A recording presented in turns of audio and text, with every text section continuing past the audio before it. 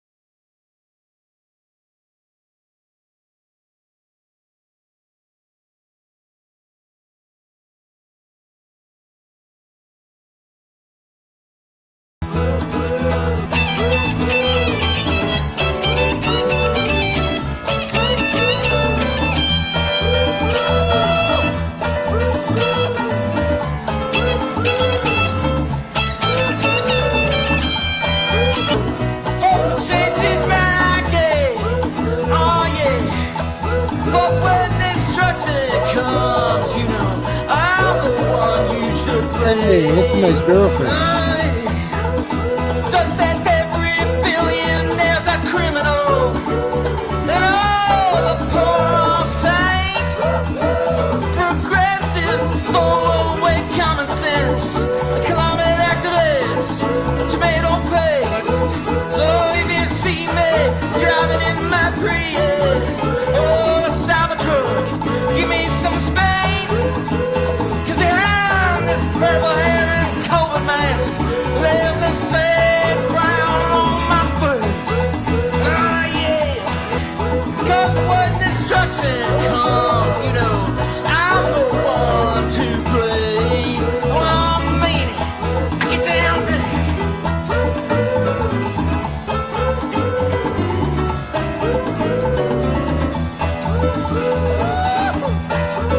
Oh yeah, get on there. Oh yeah. Tell me, baby, what's going on? Tell me, honey, I think it's going on.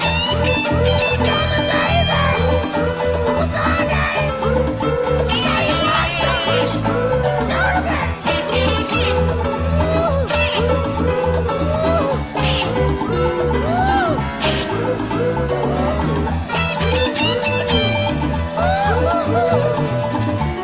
Man, cents a gallon. What? Oh, this is scary.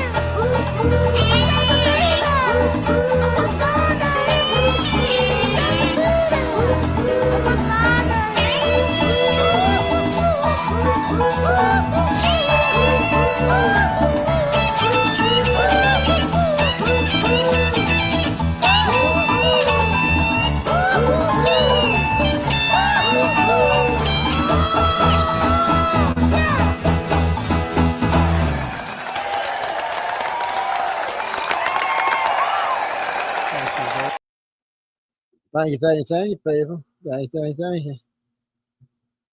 you. They bring up. I guess I should have let it finish, huh? It might have helped. Through my ear. But I felt then and believe even more so now that my life was saved for a reason. I was saved by God to make America great again.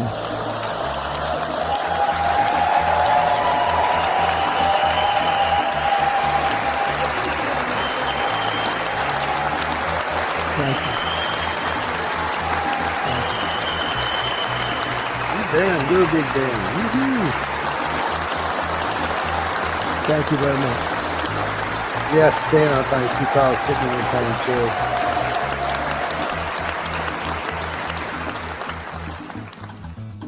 Please meet you.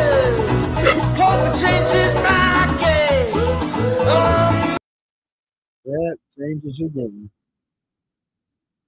Well, I don't know if that statement is accurate anymore. I mean, look at what he's done for the world. Make Earth great again.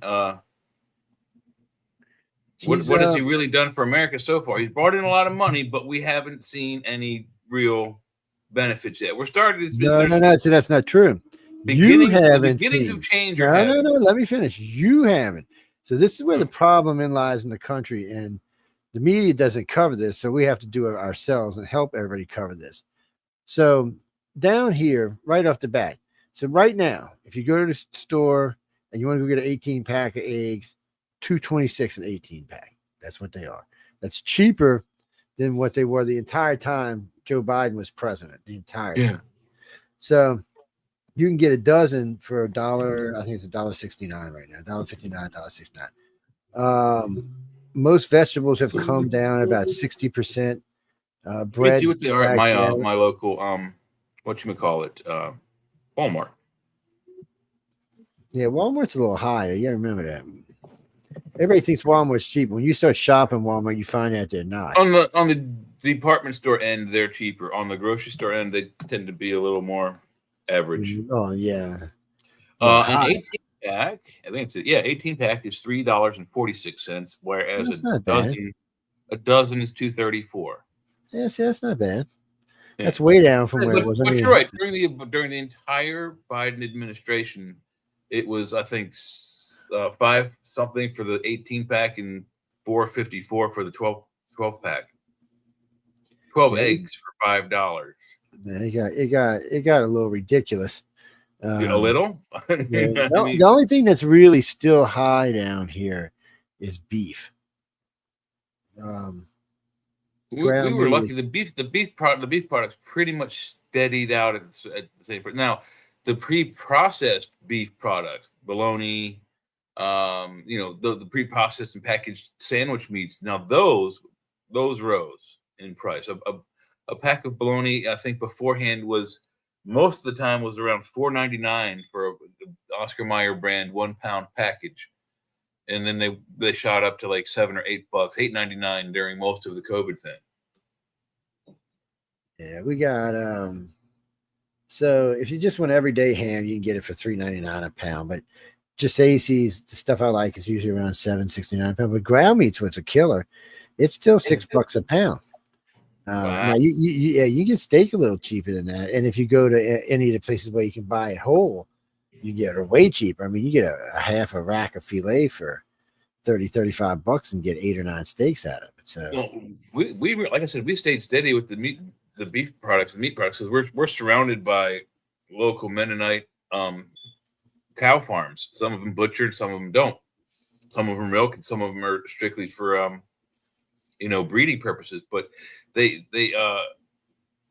kind of flood the market, and so like our regular ground beef, like not the fancy stuff, was somewhere between $3.99 and $4.99.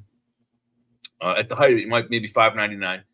And then like if you got like the Angus was usually between $6.99 and $7.99, usually $7.99, but $8.99 at the peak. And then the lamb and like the grass-fed beef and the specialty beefs were all around before COVID, $7.99 a pound, rose up to $8.99 and $9.99 during the COVID thing. So it wasn't that much of a price hike, but it did go up. just slightly. Yeah. Hey, Mish, it was a big jump for us, by like $3 or $4. It's gonna be a that's a while. lot. It's gonna be a while going back down. I mean, I've started seeing chicken. You can get a whole chicken for $6, $7 now. But still, a decent sized pack of thighs is gonna run you around $9. Decent sized breast, pack of breasts will run you around $12, maybe 14. KFC is going to cost you around twice or three times that, 20, 30, $40, especially for a specialty bucket. I want all wings. I want all thighs. No, I'm talking about uncooked. I know. That's what I'm saying. Yeah. If anyone wants to go to KFC, Yeah. and, make it quicker, it's going to be, at this point, 3 times more expensive. So Jack, in Popeyes, an 8-piece, I'll run you about $23. 8-piece nuggets? No, 8-piece chicken. Oh, 8-piece Woo. chicken side, 6 biscuits. nuggets for $30. Jesus Christ! It's about $23 for an 8-piece. For a 12-piece, it's just below $30. That comes with 2 sides, 12 pieces of chicken, 6. That's biscuits. more. It'd probably a drink or two. Yeah. So you get that, and then the next one up, I think, runs you around $40. I think it's a 30-piece or 36-piece. It runs right around $40. The thing about Popeyes, I like their spiced chicken. It's very nice, and I like their popcorn chicken. But as far as their fried chicken skin batter formula, KFC's got them beat hands down. Well, that's because you like original recipe, man. Oh God, KFC recipes. I mean, that's Because all it's you had original when- that's all we recipe. had when we were kids. There was no Popeyes. Well, We see, for us, it was maybe you different. We had Popeyes. no, even though we didn't in the beginning. So we had KFC was here, but we have all these fried chicken places. So all the places Yeah. down here that serve po' boys serve fried chicken, and a lot of the Exactly. places like Peppermill East and all Coast these. Maryland, we got crab. That was the special. Well, they got so that's we didn't get- seafood's everywhere here. That's just a given. yeah. But well, but you're a surrounded lot by of it. places have Peppermill would only do fried chicken on Thursdays, and some places would do it on Wednesdays and Tuesdays. But there was, the places in the restaurant. You right now, if you went in and got their chicken dinner in a restaurant, which is probably just a 4-piece, it's going to run you about $25. But the chicken's going to be fabulous, and everything There's that comes a, with it's going to be fabulous. There's a very I guess we've diverted into the food porn segment audience. There's a very good restaurant near me called Dutch's Daughter, and they do Thanksgiving. So they have it's like 3 levels. It's a huge restaurant, but it's an elite restaurant. But I think it's like $50, $55, $65 for one person per person for the Thanksgiving dinner, and they have, of course, the turkey and all the trimmings. If you want to do that, I go to the prime rib table. They have like this ginormous chunk of prime rib. It looks like they had an entire half of cow there, and I got there to like the very last of it. They're just finishing up the first half cow. But it's fantastic. I mean, there's no cleanup. You can kick if your relatives meet you there for it. I mean, one time we did it with my parents, my brother, and my sister and her boyfriend. And, we didn't have to hang out afterwards. It was like, all right, see you later. I'm going home. It was fantastic. It was a streamlined Thanksgiving dinner that no one had to clean up after. Well, sometimes we do that. Well, I mean, we don't. We only ever do one traditional holiday a year anyway. Christmas or Thanksgiving. One of them's going to be non-traditional. One's going to be traditional. Whether we cook at home, it doesn't matter. I mean, we may make steak and seafood. There's all kinds of stuff. Or we might go out and eat because we have all the casinos down here. And you can go into any of the the buffets are really good. Oh, yeah, I was gonna say that, but they have some good turkey buffets. Yeah, well, they got like if you go into one of the palaces, they already have stuff like they've got a meat bar and they have different kind of steaks there, and they have hamburgers and all kind of other stuff. And then you've got 3 types of oysters plus a grilled oyster, so technically 4 types. You've got the Chinese bar, you got the noodle bar. You can have anything you want. You can have pasta cooked to the way you want it with whatever you want on it. So I mean, there's a lot. And then because it's a holiday, they add in like the turkey and all the trimmings that go along with that. And they usually add in prime rib as well. And so I mean, so those are probably around $50 a person. If you've been gambling, it probably cost you half of that, but still, it's worth the money. I mean, there's one thing that the people may not realize, particularly people who aren't familiar with Vegas. thank God, we must thank. I mean, people always say the mobsters were terrible people. Maybe they were, but thank God they had rich taste, because if Thank not, God I'm a the country boy. food in Vegas and other casinos would suck, because the initial setup in Vegas, that's exactly what Joe described, is exactly how they set it up in Vegas originally with what was it, Bugsy Malone or Bugsy Siegel? No, that's a long time I ago. think it's Bugsy Siegel was the one who first initially initiated the Vegas project, which is now a legal gambling area for everyone. If you want to know, it's not run by gangsters anymore, but they set the standard. They put the, if you did certain things gambling, you had a comp drink. So anytime you pulled the lever on a machine and the girl with drinks saw you, you got a free drink. Of course, they were, the mafia, so they were watered down, weakened drinks, but you got a drink. You sat there long enough, 20 watered down rum and cokes, you're gonna be pretty high. Well, see, that's I've always liked the fact, because I have a really high tolerance to alcohol, so I'd always go sit at the bar, and I'd play poker or something, or one of the other games up there. And I'm sitting in there one night and I'm talking to the bartender. Him and I are talking because we had both been in the service, and we just chit chatting. And I'm sitting there playing. I'm playing two machines actually because I was bored, and I'm playing Deuces Wild on one, and I forgot what the other one was, and Straight something or another. I think it was something better to open. It wasn't Jackson, but it was something else. But anyway, I'm playing both games and we're talking, and and I'd already put the money in the machine. I'm just playing. I got it on max. I'm playing. And he said, "Well, look at that." And I looked down, and it's a Royal Flush Deuces on the Deuces Wild machine. I'm like, wow, but it wasn't Deuces. It was a straight Royal Flush, which was nice. It paid, I think it was 5,000 quarters, whatever the hell that was. You'd have to do the math now. And bag of coins, man. You need a cart to move that. It's way too much. And well, usually after the grand prize X amount, they come out with a check anyway. But so and he said, well, and this little light goes on, thinks that's flashing. You can't play anymore until they come clear it. So he's sitting there, and him and I are talking. I'm playing the other one. Right as the girl walks off to go, she goes, "Wow, that's pretty good." The other machine hit same exact thing, except on the other machine it paid double what it paid on the Deuces Wild machine. That's awesome. I was like, Eugenio has a good question here. Is Vegas going to overcome the recent reputation of being overpriced, for low tourism, etc., or is it being changed to accommodate the most elite on earth, or is that all bullshit? Well, I can't speak for Vegas. Maybe Joe can. I can speak for Reno. When I've been to Reno twice, in was it the late 90s, I guess. And at that time, they were transforming Reno into a family-friendly, I wouldn't say fun theme park atmosphere, but certainly a family atmosphere. There's an actual casino for children. And it's called Circus Circus, and I think they have one in Vegas. Circus Circus has 2 gambling floors.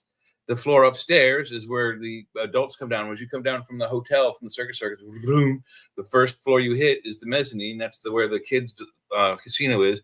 You drop the kids off at the casino. There's video games. There's like claw capture games, and games where they can score tickets, gambling, and they can take those tickets to the desk and win prizes. Below that is the gambling floor where you have to be 21 or older, and so they have a bifurcated gambling area where kids gamble upstairs with quarters and for prizes, and the adult children go downstairs and waste their money on games that are usually rigged. Down here the casinos are much different than they are in Vegas. Vegas casinos are nice, and they got a lot of extra stuff in them and stuff. The MGM's fun. The Luxor's fun. There's a couple of them. The only one that's even close to down here. Circus was very fun. I mean, you don't have to be a kid to play on the casino kids floor. You can go there as an adult to play the video. Well, you see now down here, they're funny about that. So a couple of the big casinos who offer these, they're basically babysitting services where they watch your kid and have all kind of video games. But they have other games in there. You can jump in a cage and climb through whatever those stupid little balls, or you can go up and down slides. Anyway, yeah, they get you pay for that by the hour, though. You got to give them money to get snacks, and if they want to play any of the video games, except some of them are free, but then you got to pay for the service. But man, let me tell you what, I took my son there one time, and that's all I heard. Dad, when we're going back to the casino, I'm like, son. He's like, come on, Dad, we gotta go. I'm like, no. You know, and he's like, come on, Dad, I gotta go. So he loved Come it. on, go. And I brought my granddaughter. They all loved it. They always wanted to go because it was insane, and they had everything I could possibly It's want. kid heaven. I mean, I was shocked when it had to be 96, I think. No, it was later than that. It might have been in the 2000s, but it was way back, more than 20 years ago, and the entire kids' casino was packed. I mean, 2 to 3, 4-year-old kids up to 10 or 11, 12, just like all high on sugar, running around like maniacs. Yeah, I played one video game and then left. The casinos got strict about letting the kids go through the casino and stuff. At first, they used to let them walk through the casino. Against federal law, I think. And well, they used to let them walk through the casino to the place, to the Kids Quest, and then they stopped that. They're like, nope, just bring your car over here, drop them off, and come back. You can walk through yourself, which I don't blame them, because first if you're gambling, serious, everybody's got a nice budget. You don't want to see a bunch of little heathens running through the middle of the casino. It makes you start thinking what your kids are doing. But Kids Quest was great. They took really good care of your kids. It was a nice offering for the thing. But now they've gone even a step further. So which one is it? Margaritaville built a Margaritaville hotel, and they were building a casino, and then they stopped, and they built a theme park inside of it, and now it's a hotel for kids. So the parents can stay there. They got all kind of services to watch kids, all kind of things for your kids to do while the parents go gamble. So it's a dual vacation. Parents actually get to get time away from the kid, go have some fun, and the kids are having a ball at the same time. And it's all on the beach. And Vegas got to compete with this now. The gaming floors here are bigger and less crowded. It's on the beach or across the street from the beach. So out there, you get to see desert, dirt, or shit. Here you get to see beach. And like if you're down right now, you would have got, not only would you get to enjoy the coast, you would have got to enjoy cruising the coast. Or, and there's all kind of festivals that go on down here. So you get the casinos, you get the festivals, you get the beautiful weather this time of year.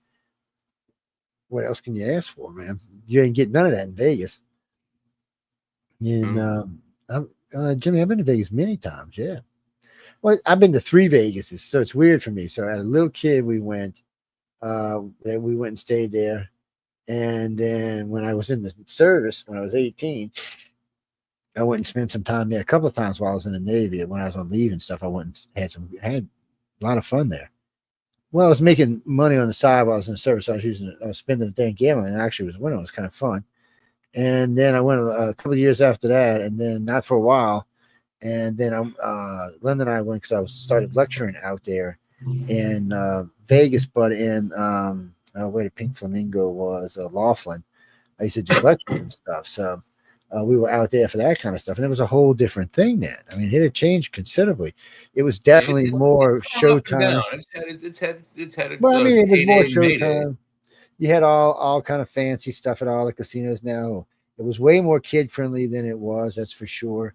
You had all kind of places to eat and everything, but it was missing some of the key things it had when it was younger, and some of the things that it down here had until after the storm. So a lot of times at these casino towns, you could go around and get breakfast in the morning. You get breakfast for $1.99. I'm talking steak and egg breakfast for $1.99.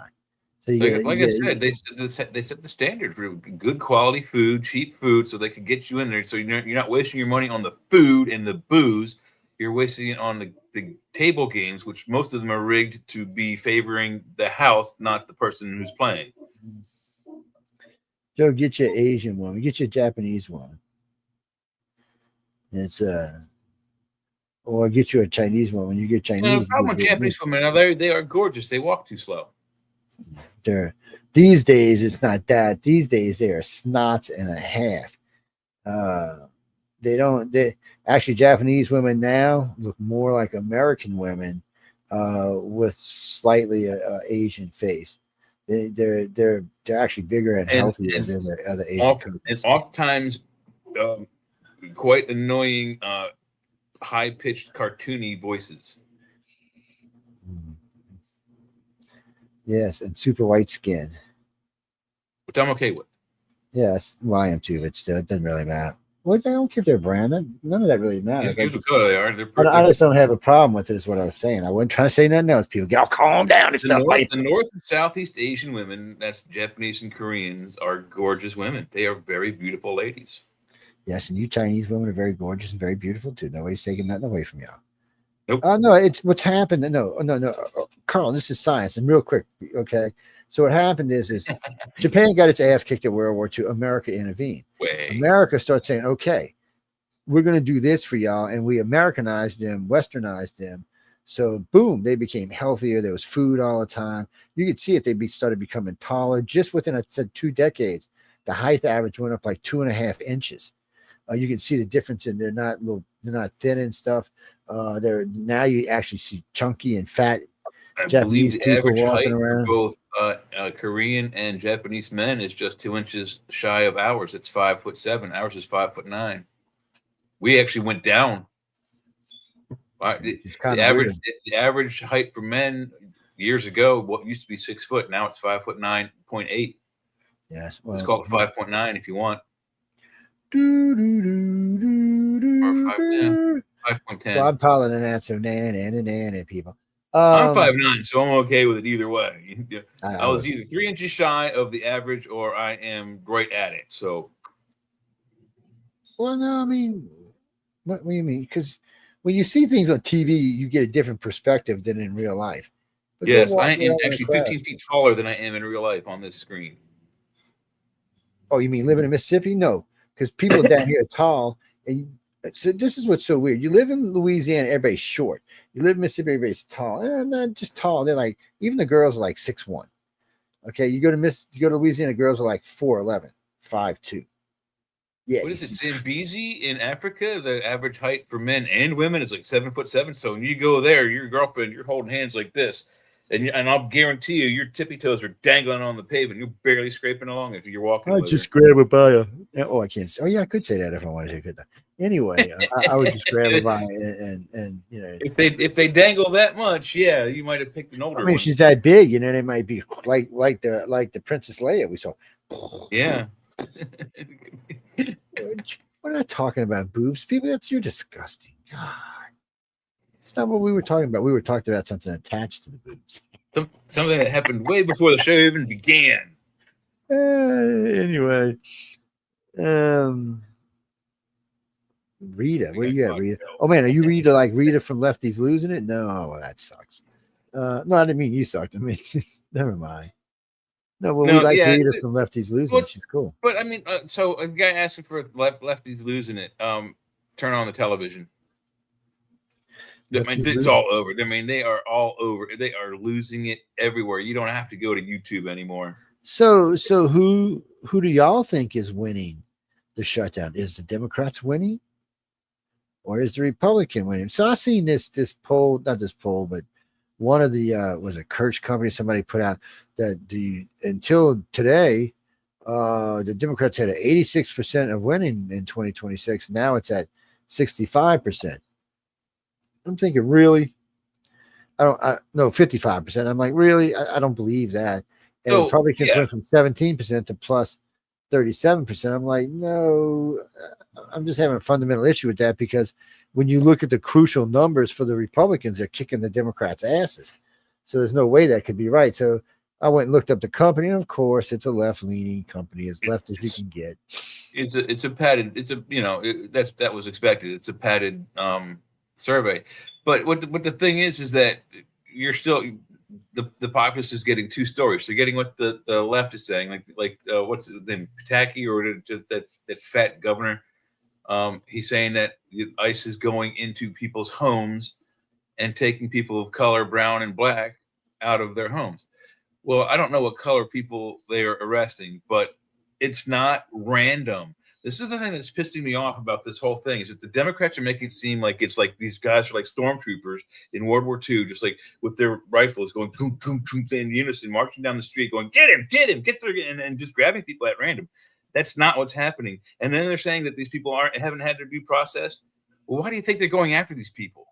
These aren't undocumented citizens. These are illegal aliens that we know about, that have finished their due process and have gotten to the point where they are kicked out of the country, and they have these papers in their hand. Every one of those officers is working under a thing called a warrant, which has somebody's name and their pictures on it. And probably if they have a long repeated history of criminality, every crime they've committed, plus pictures of them throughout the years. And each time they've been arrested, there's a goddamn picture of that same idiot. They're not walking around randomly grabbing people off the street. They're going after specific targets. And these specific targets, in some cases, are fighting back, or stupid Americans who think that what the Democrats are saying is what's happening are getting in the way and getting either our ICE agents hurt or getting themselves hurt or getting themselves killed. So if you want to be an idiot and get in between an immigrant who's been lawfully due processed already, and this ICE agent has his name on a paper, and they're going to get him out of our country before he rapes another female, get out of his way. Because if he kills you, I'm going to come to your grave and laugh. You're an idiot. A bit. Yeah, you're a bit. Yeah, you know, you know what is, an idiot. You know what, Jimmy? I did see, and I think we've talked about this in the show. I did see Serenity 2, or I shouldn't say Serenity 2, Firefly 2. Season 2 is actually what they're calling it. Yeah. So is it the old cast coming back? This has been floating around for a while, Joe. I'm still 50-50 on it. I was 40-60. Now I'm 50-50 because I heard something. What's his name? Malcolm Reynolds guy was saying Nathan something. Nathan Fillion. So maybe not. There's supposed to be a couple of Star Treks in the works. So we know Jay and I previewed what was that just last week? Star Trek Academy, which looks to be maybe a little goofy. It might be a little woke, so we'll have to wait and see. But it looks a little bit woke, but we'll see. And then there's supposed to be Star Trek whatever with 7 and 9. She's supposed to get her own command.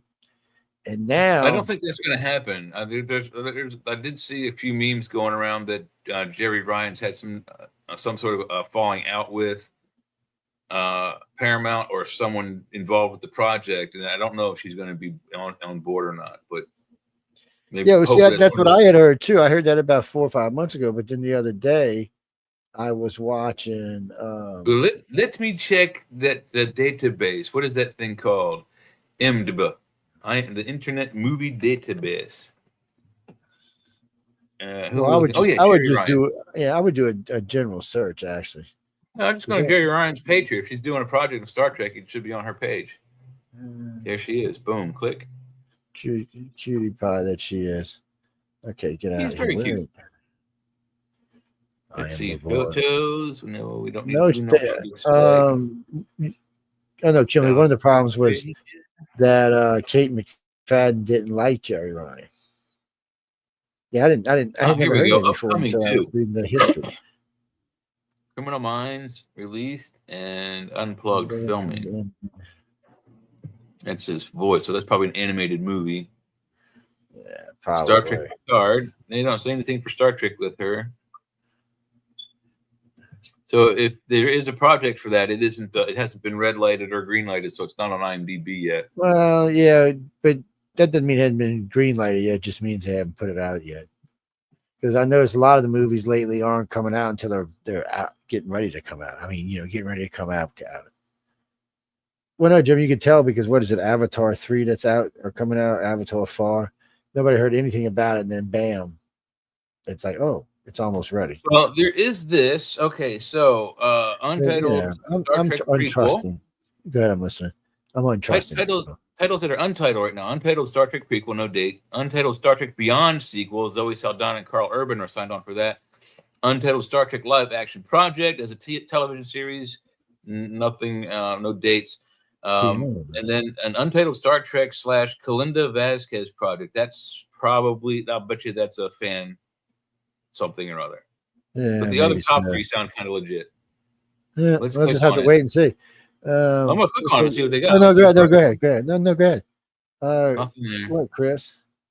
Well, when all this hype came out about her in the beginning, we were all kind of like, well, we all want Jerry Ryan to come back. All of us do.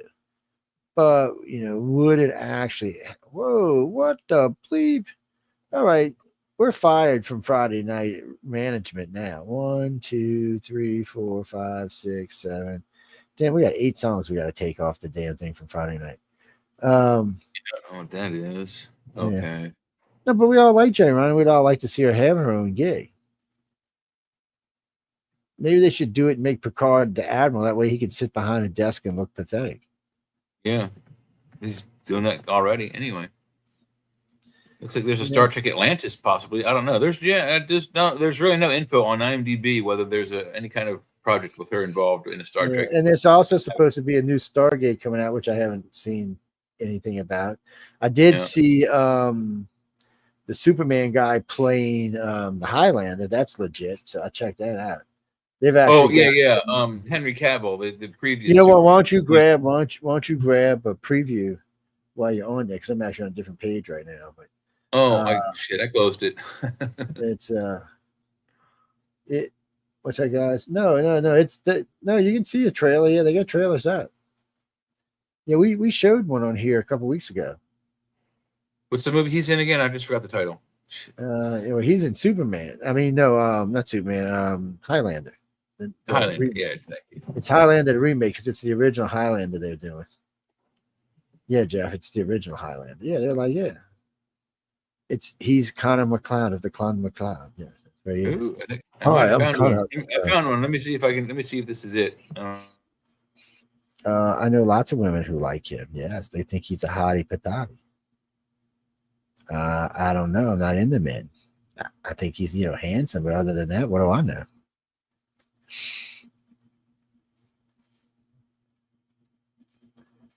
One, he ain't got nothing bouncy, so he's right off of my list.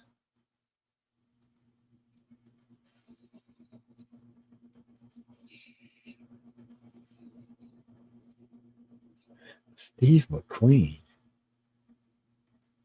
No, he's gone. What are you talking about? Yeah, I found it. You found it? Okay. Yeah. So he's going to put the Highlander up for you people so y'all can Highlander out, all you ladies out there who liked Superman guy and thought he was hotsy-totsy. Henry Cavill. Yeah. He was pretty good as Superman. The new guy is okay too, but he's more Christopher Reeves variety than. Oh yeah, Superman. Yeah. Are we in? We're in. Are we on? My father was Hitler. We're on. And then, okay, here you go. You ready? This is the new Highlander.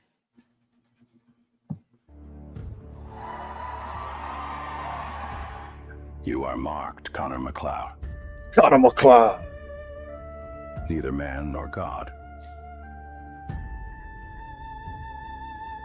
But something Ramirez. Neither man nor God. Here again. Wow. You'll find no mercy. It always comes to this. It must be the Kurgan. You will fight until there is only one. You've run long enough. You have no idea what you are. Immortals will find you, and they will kill you. Unless you strike first. Dave Bautista. Then let's finish this. Oh look, he's going to be in Excalibur too. I forgot about that. Oh wow. Yeah, look, he's going to be in the new Why does Excalibur. it feel like a curse to be immortal? Wow, this guy got some big roles, man. Superman. Yeah, wow.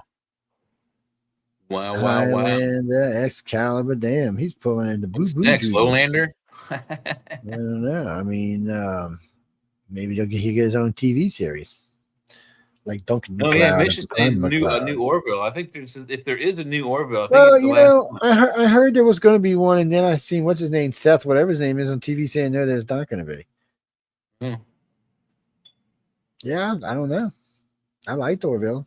The first season I thought was rather on the stupid side, but Well, they were getting their feet wet. They didn't know whether they wanted to be a comedy or a serious sci-fi with a good hint of comedy to it. And they finally got their sea legs, and they've been going with it. So finally, Oh man, that's the way Hollywood is, Mish. I mean, something where we have a great leg, or just we get one night of bad reviews, and then that kills it. Firefly was one of the examples. I mean, they filmed all of the episodes for a partial season, and they were canceled 10 shows in. 10 shows aired, they were canceled. Yeah, and I think you get 12 episodes total. There's 13 on the DVD. One of them is like the first one, like re-edited. Oh, the not the promo, the what do you call it? The hell you call it? The one you make to see if you're going to get the series. Oh, it was the there's the I can't remember what you call the damn thing. Yeah, I'm drawing a blank too. I know people. It Pilot. some stuff. Yeah, the pilot. Yeah. The first one is there's 2 versions of the first one, and there's 13 total episodes within. So you did actually 14, but not quite. And no, the movie's separate. It's Serenity is the movie. It's not Firefly. Yeah, it's a different name. I don't care, dude. Serenity was so a lot of people always argued Serenity came first, but Serenity was supposed to be the cleanup. Firefly came first. Serenity is the name of a spaceship in Firefly. Yeah, but there's a movie Serenity. So there's a TV series Firefly and a movie called Serenity. The movie is, like Joe said, it is the final episode. Yeah, it's supposed to be what wraps it up all nice and almost everybody dies and shows how badass she is. No, only whatchamacallit died. Washburn. Oh yeah, well What's his name? The religious guy dies. I mean the religious guy dies, but he was already off the ship, so he don't count. The pilot dies, but he had to go because he was a puss. And who else died? Nobody else on the ship died. Everybody else made it. Even though Jamie was a nut character, by the way. And everybody. I love that. Dies. I love that. Yeah, well, that's how it works, though. And look how many of those weavers she killed. Jesus, she was cleaning house. Oh, she went off. That was awesome. And the thing is why they picked her for that role? You never got to see it in the TV show, but that scene where she beats the living crap out of all those bad dudes, she was like a Primera ballerina. A Primera ballerina. That's not just you're not one of those Willy Flakes in the back doing the Swan Lake thing. No, she was like in front and center, doing all the hard stuff. And so that's how she was able to do the fights and martial arts scenes. Yeah, she enjoyed what she did. That's for sure. Yes, she did. Jack, I'd have to go look to see if all of them could come back. I haven't really looked. I haven't kept up on it.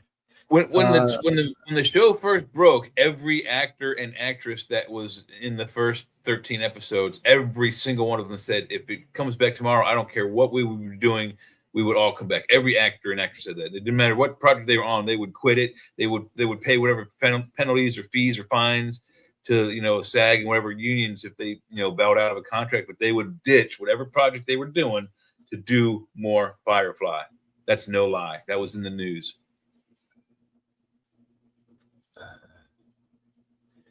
Well, there's also supposed to be a new Stargate coming out. That would be cool. Yeah, there's supposed to be First a new one's pretty good. I got to admit, even being a Star Trek fan, Stargate was 7 seasons longer, and I would say 700% better just because of that. I mean, they were able to not only take their characters and put backstory in it, and then move that into actual plot devices forward into the series, but every single one of those actors that's on that show, they all live together in what's the name of that city up in Canada? But anyway, they all lived in the same city. They were all lived within a few blocks of each other, and they all went to I think the guy who played Daniel's house every Saturday and Sunday to play Dungeons and Dragons together. What's up, Mike? I'm lost. Yeah, I seen y'all send all that stuff, but I'm lost. Oh, the world's is a strange place. And What's we're it? coming up on a break. Do you need a What's song? it? I had one, but I don't know what I did with it. It's I had something weird I wanted to play, but somehow let me see how I put it down here. I guess I lost it. I guess if you yeah, go ahead, because the only thing I got on the screen right now Oh, is okay. Rob Zombie. This one's only 5, but Rob it's Zombie. a good one. It's a good one. Where are we? Doosh. Doosh. I wonder what I did with that. I like the bass in this. I hope everyone else enjoys it too. This is what you would call them, Paul McCartney and Wings, I think. Yeah, Paul McCartney and Wings.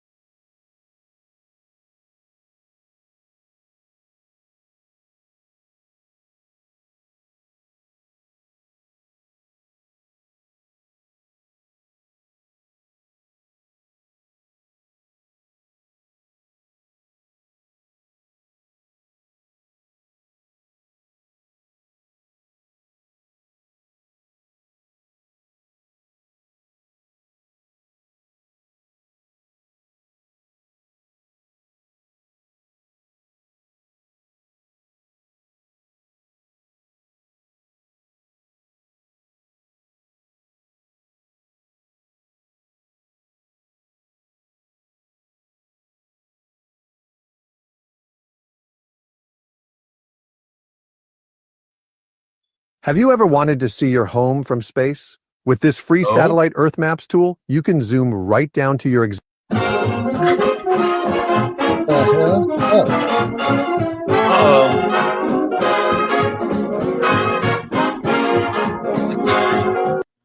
Jeepers Creepers. I recognize that. Oldie buddy goodie.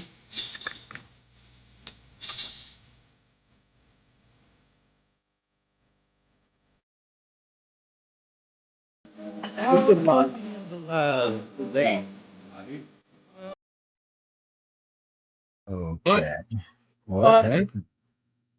I don't know what happened. We monstered out. Somebody just texted me, what the don't know what happened. I think my screen froze is what happened actually. Well, it may just come on while we're talking. I can't even. Oh wait, no, screen's moving. I don't know. It says it's on. Jeepers peepers. I should have left it was. No, I got all kind of stuff I keep on this list for Halloween, but apparently it's not going to let us play it. So, well, when we come back, we got to go to break again in a while.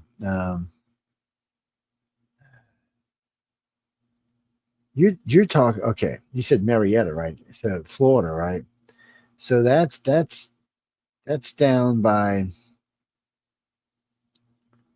It's on the other side of Fort Walton on this side of Destin, if I remember correctly.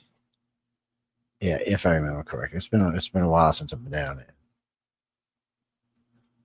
Yeah. It's a great place, but that's where Whiting Field is. It's in Eglin Air Force Base. That's where we do all of our non-nuclear testing of new weapons at. Key phrase non-nuclear. Yeah. Well, we also have the Aberdeen Proving Grounds up here in Maryland. Well, I'm in Pennsylvania, but right in the state below me, and they do munitions testings as well. Yeah, they. So if once it's been tested at Eglin, it can go anywhere they want to send it, unless it's nuclear. Then it's tested out in Nevada, or usually in Nevada, but sometimes in New Mexico, out at Whiting's Field. But still. And I'll bet you they're doing something. I'll bet you they're doing something in Antarctica. Well, yeah, but I don't think they want to do nuclear anything up there. They're kind of scared that it might cause some kind of catastrophe. Okay, why am I getting screamed at in the ear about Ozempic? I have Now no I see idea. some crazy person with a tattoo. I don't hear any Ozempic stuff. Okay, where is the oh, because it's not even around. So it's back on my screen now, but it's not in here with us. I could sing it for y'all. Late one night. No, you're better not go. Hey, Colleen, what you been hiding down there? Let me turn the Monster Mash out of my ear for my great surprise. Welcome back to the chat, everybody. I hope y'all having fun. No telling what's coming up on our screens. Well, there's a lot of stuff we get to play, and then the redneck Star Trek shit is hilarious. It is. I played it on Arthur's Quill earlier. I thought Emily was going to shoot me. It's just a lot of fun. My favorite dessert? Ooh, I don't know. Let me ask you a question. What is your favorite chocolate syrup? Anybody got a favorite? Hershey's, or s'mores, or there's a bunch of different kinds. I mean, they got that high dollar stuff that costs you like $10 a little squirt bottle full. You go squirt, and it doesn't really. I like Bosco actually, if you ask me. Yes, it's a little bit darker chocolate, a little kind of more of a cocoa flavor to it. Yes, especially on certain types of ice cream, it's really good. No, I was just asking. Different people have different tastes. It's like when we were talking to Arthur Quill earlier about learning how to be a good author, a good illustrator. It's always good to have teachers that have different ideas and different approaches, so you have more than one idea to pick from. It's kind of the same thing with food. Oh, so they've got "Toxic" listed with Britney Spears as a Halloween song. Never listened to it, so I don't know.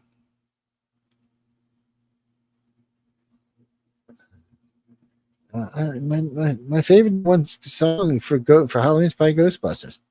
I mean, there's better stuff for just creepiness, and there's lots of good sound effects you can get your fingers on and stuff.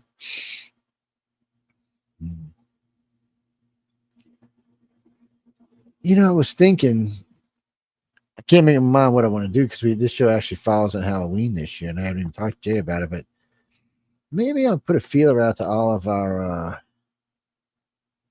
paranormal people and see how they're doing. Maybe make this the Halloween party show. We could do it that way. We'd have to reach out and see. Yeah, no, that'll work. You need at least 6 or 7 people, so I'll have to reach out and see. Hey, girls, what y'all doing down here? I'll bring my mascots. Yes. Well, Lola, you won't know who's there anyway. You'll see Fiona; she'll be smiling at you and stuff. While Lola's over there pickpocketing, you won't even know she's getting you change. Yes, Mish. Ray Parker got sued over the song Ghostbusters because he stole it from, and I think you're right. I think he stole it from a new drug, but he got sued and he lost and had paid royalties to the other artist. Well, then why did another artist make the song? I don't think he should have got paid buku. Oh, Ray Parker, you know, took his beat, took the whole. I mean, the entire melody is stolen from the other song, and it came out right away. I mean, as soon as the other artist, I mean, it was not long after the movie was out. Those guys were in court fighting it over, and Ray Parker lost. Well, I just think that's bullshit. They should let the man keep the money. He made it famous. Goo Goo Muck. Well, I think he had a little bit of help with Bill Murray and Dan Aykroyd, but you know. Well, still, without it, you know, that's the song that hit it. Yeah. Jimmy, I don't have any favorite songs. No, I don't. I like a lot of songs, but I don't have any favorite ones. No.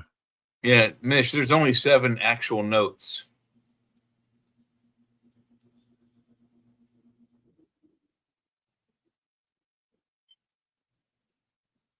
That's right.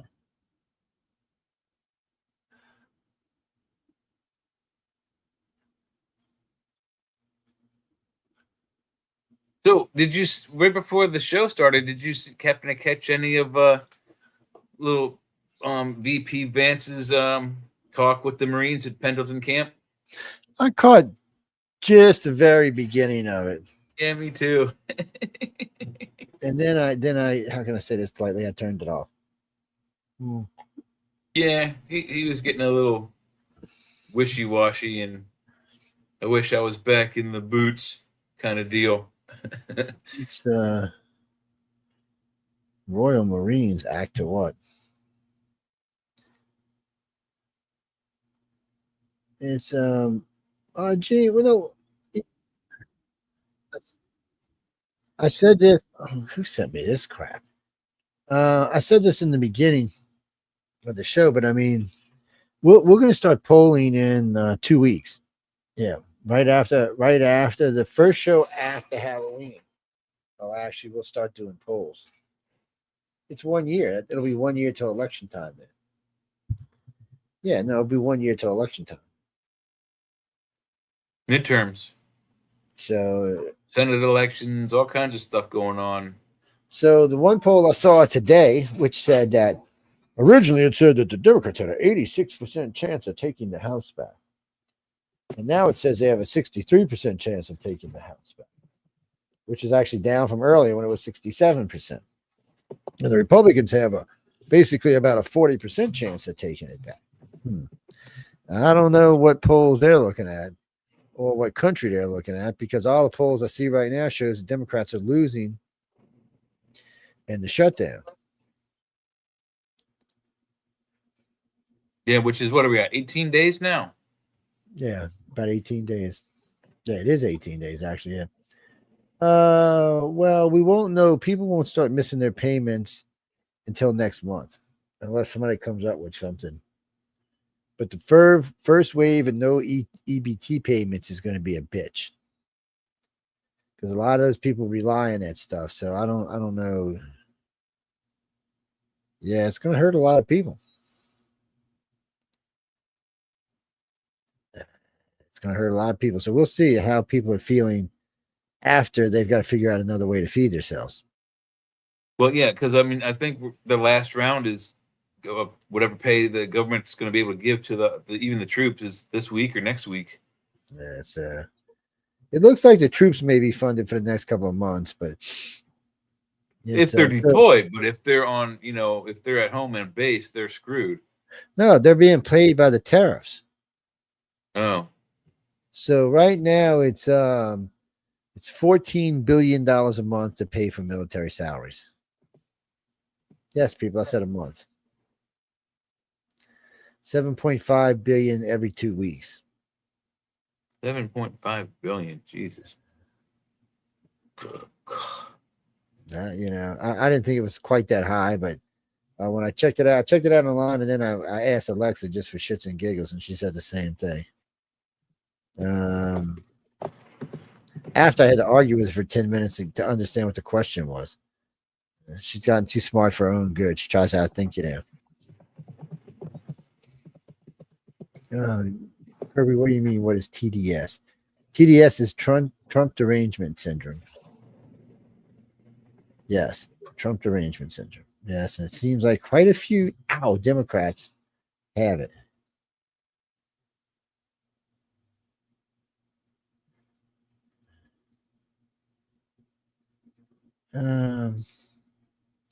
You're talking about John Fetterman. John Fetterman's basically been siding with the Republicans on everything because the Republicans have lost their mind. And the Democrats have lost their mind. They were comparing him to pre and post his stroke. That maybe his views may have changed as a result of the stroke, which is it's something that affects the brain. But when he was running for office, I never had a problem with any of the things he said about what he wanted to do for Pennsylvania. What I had a problem was with, you're going to represent me in my state and you're campaigning in a hoodie. He seems to be a very intelligent, well-spoken dude, but if you're going to represent your state, okay, if the paparazzi caught you on your day off, on your way to the grocery store, and you're getting some much needed orange juice or eggs or whatever for breakfast, yeah, okay, wear a hoodie. But when you're out campaigning and you're doing business for the state of Pennsylvania, you should wear a suit. He wears them in the Senate, but when he's on interviews, he's wearing the hoodie still, which I think is a little bit unprofessional, but he's still a very well-spoken dude. And he's a Democrat. If he was in the House, it'd be one thing, but being a senator, you should dress better. Yes. What do you mean, Chad? Why did I say that? Well, I get in trouble for this. The House is the people's. That's what it represents, the people. The senators are not. The House represents the people. That's why they get changed out every 2 years, because they represent you, the people. So they should be allowed to be more comfortable and more relaxed, because they're supposed to be the direct step between you, yourself, and your vote to whatever the House is voting on. Senators are different. Senators have 6-year terms. If you pay attention, they're always snottier and bitchier and moanier, and have other controls. They're the higher house, and they should act like that. They should always be dressed in suits, and they represent. If you're on a television interview in regards to your job as senator, wear a suit. If you're on TV in regards to you're on vacation as senator, wear a freaking hoodie. Fine, okay. You're on your way to the grocery store, like I said, or the CVS to pick up your whatever lobotomy medicine for being a Democrat. You can wear a hoodie, but when you're representing your state or your people, you're a senator, dude. Wear a suit. That's how it is. What are you talking about, Christopher? The View. The View's okay. Don't even get me started on the View. The View's a waste of time. It's what it is. Whoopi makes like $13 million a year. I think Joey makes like $8 or $9 million a year. I mean, it's ridiculous the amount of money these women make to spew gossip and bullshit. Yes. Hey, Hardy, I just saw your message there. Dean, I did see that. A lot of people are saying that the No Kings is a hate American rally. Yeah. Because so what are we actually hating here? So again, I know we have Democrats that listen to the show because I get email from y'all all the time. So, and I know y'all to the news and flip side, but my problem here is Democrats. Every Republican voted yes for a bill that you yourselves put up under Joe Biden and voted on 13 times. Okay. So when you voted no, you made Trump the king. You have no check on him now. You're out of the loop. You're closed. You're out for lunch. Yeah, and one of the consequences, or multiple consequences, Donald Trump is now turning off ridiculous Democratic not policies, but programs that are wasting money and have no benefit to the human populace of the United States. So they're mad about that too. Well, if you would get back to Congress and do your jobs and vote on a bill to run Congress and not force a completely separate operation into, why do we have to have an ACA accord be turned on, be part of running the government? It has nothing to do with that. That's a separate entity. That's in health insurance. That's something you vote on separately. That they don't put those bills together. Well, I don't know. The Democrats have been doing this kind of lambasting for how long have we had a government? Yeah. Ow. Sorry. I stepped on my cord in my ear as I went to lean forward to say something. Oh, guys, I don't know. It's a mess in the world. It's a temper tantrum. It's a childish diaper baby temper tantrum that the Democrats are having in full view of everyone. Poor Chucky Schumer, he knows his career is waning. I mean, I wouldn't even say it's waning. I say it's waned. He's out at the end of whatever this congressional period is over. I bet you he doesn't get voted back in very quickly. I don't think AOC wins either, but I don't think he's going to win. He's run his course. Well, yeah, he has actually run his course. It's you know what? Let's play a couple of these clips. Where am I? There you are. There's Jay. Why am I not on cam? How do I keep turning myself off of cam? I don't know. That Finger Tuesday, maybe. Let's see. Share the screen. I don't get all dressed up pretty not to be on cam, man. It's just not right. My female or my male watchers might get upset, man. They'd be like, "Whoa, Daddy, where you at?" I have to take my bowling ball chamois. How can I have my daddy fantasies if you ain't around? Let's see. Ooh. Let me grab everybody. No, okay, I'm not going to say that. This wants to be funny. I was going to say something dirty, but I'm going to behave. It's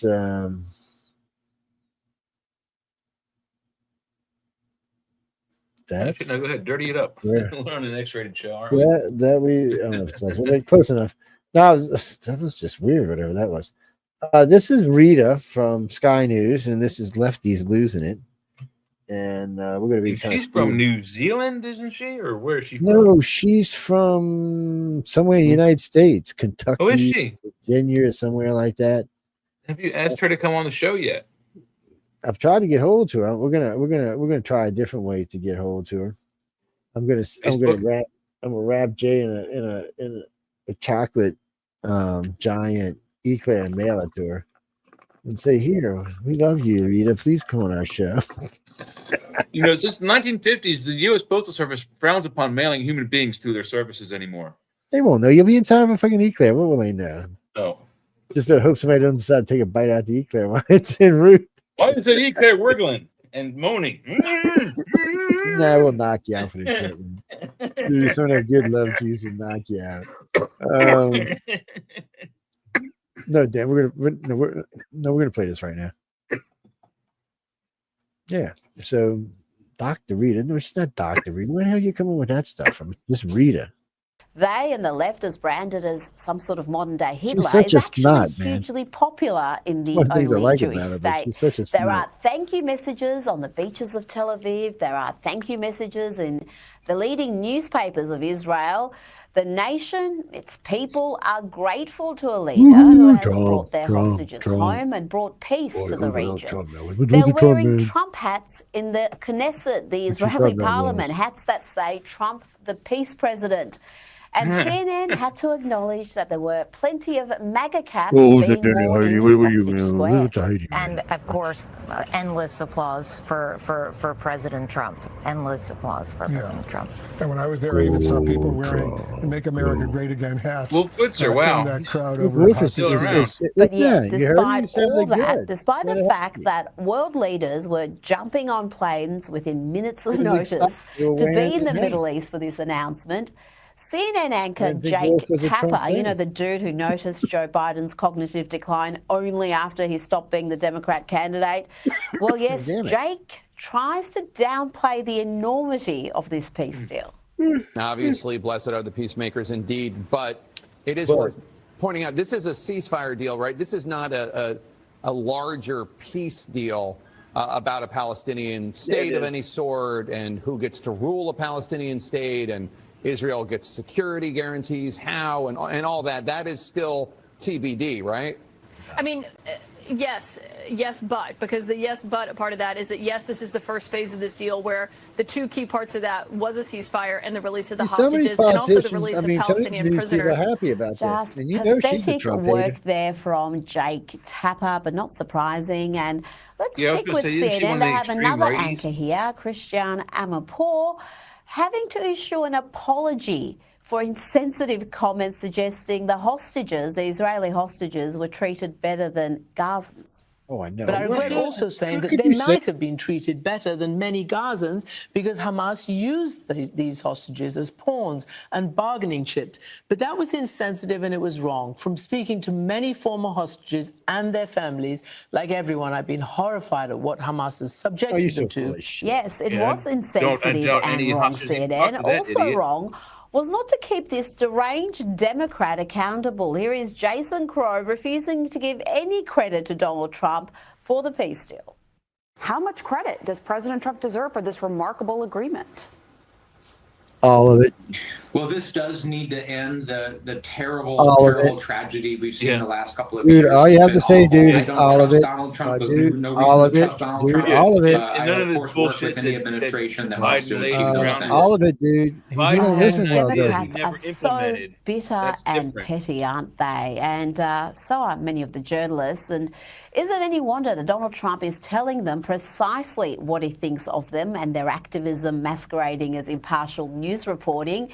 Here he is with a rather polite takedown of a Politico reporter. Are you considering walking that back? Who are you with? Politico, Dasha Burns, sir. Dasha Politico. Politico's gone bad. They've been so wrong about everything. Politico. Politico has been so wrong about everything. Let's get somebody else to ask some questions. You mind? Is that all right? Because Politico is fake news. Now, one has to wonder whether this incredible dick, achievement man. by What a Donald dick. Trump will lead to a cure for TDS, Trump derangement syndrome. Here is TDS sufferer and pretend token conservative on The View, Elisa Farah. She promised to wear a MAGA cap on the show, on The View, if Trump got the hostages out. Remember this? Yeah, My she's starting point when I catch say flack I'm not going to about be this. apocalyptic, it's not changing a tune. It's not making every single thing a 5-alarm fire. know, If that's he a does good, big if he word gets for the you. Israeli You know what hostages out, I apocalyptic promise I will wear a means. MAGA hat for one day on the show and say thank you for don't do doing it. that. And she'll knock it right off my. Well, Who is she this lied. idiot? She didn't wear the cap. We had someone check. Are we surprised? I'm not. Now, before we move on to more cases of incurable TDS, let's check in with what is happening in Virginia.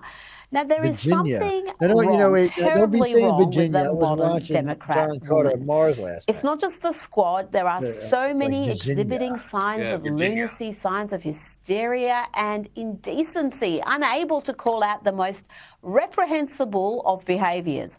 Watch Virginia Lieutenant Governor Winsome Earl Oh, Sears. John She's Carter the became Republican Lieutenant candidate for Governor? Oh, governor. shit.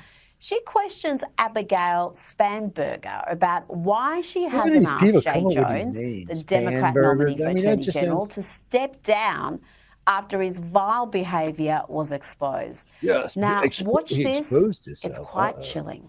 That's why I'm wondering why my opponent won't say beyond it's abhorrent and disgusting, why she won't What say are it we is saying it's not hard and disgusting okay for? and that he must leave the race because Jay Jones advocated the murder, Abigail, the murder of a man, a former speaker, as well as his children who were 2 and 5 years old. You have little girls. What Abigail? I can't. Your 3 children. Look at this woman. Is She that when you look would at say she he wants should to get just out tell of the her to race, fuck off. Abigail? You're running to be governor. A grin on her face, a smirk. If that isn't disqualifying, then I don't know what is. If Virginia votes for that, if leftists want to stand behind that woman instead of Winsome Earl Sears, then they ain't going to vote for the other woman, I can tell you that now. Now, let's get back to examining whether TDS, even some of the worst cases of TDS, can be cured. I'm not convinced, but I got to say, Bill Maher gives me a little bit of hope. He suffered from a severe case for years. He did. Yes, Bill Maher, despite being occasionally sensible, suffered from stage 4 TDS and did everything in his power to ensure Donald Trump would not be reelected. He was right there with loony Robert De Niro spewing absolute craziness. If he wins the election, you won't be on the show anymore. He'll come looking for me. There'll be things that happen that none of us can imagine. That's what happens in that kind of a dictatorship, which is what he says. Let's believe him. Take him at his word. I did from the beginning. Yeah. I mean, I said from the very beginning, this guy is never going to concede power, and he still hasn't. No. He still hasn't. He still admitted he lost the last election, and he advertises that he will go on. But Bill Maher's had a recovery, somewhat of a recovery that was turbocharged when Kid Rock organised a dinner with the president. Now he is singing his praises and trying to make other TDS sufferers see sense. Here he is with Hollywood actor William H. Macy. You cannot ever deny success. You just have to give your respect, even if it's not your thing. Have the humility to give it up they're for drinking scotch. enormous Why do you think success on any level. Liberal lip. You know? I agree. Trump, not my choice. Didn't vote for him, but somehow, a lot of people did. Hey, we got a bourbon and a scotch on the table. I can't deny the success. I can't either. Oh, he definitely looks like he's drinking Yes, he is scotch. the President William H. Macy, and you've certainly come a long way from the days when you were having little tantrums about Donald Trump, telling anyone who would listen how much you loathe the president. You even used your Screen Actors Guild award to smash Trump. Goodness me, we'd have come a long way. When I went to the White House, these are all the horrible things he's called me over the years. He loves this damn. Did you give him that and he signed it for you? Correct.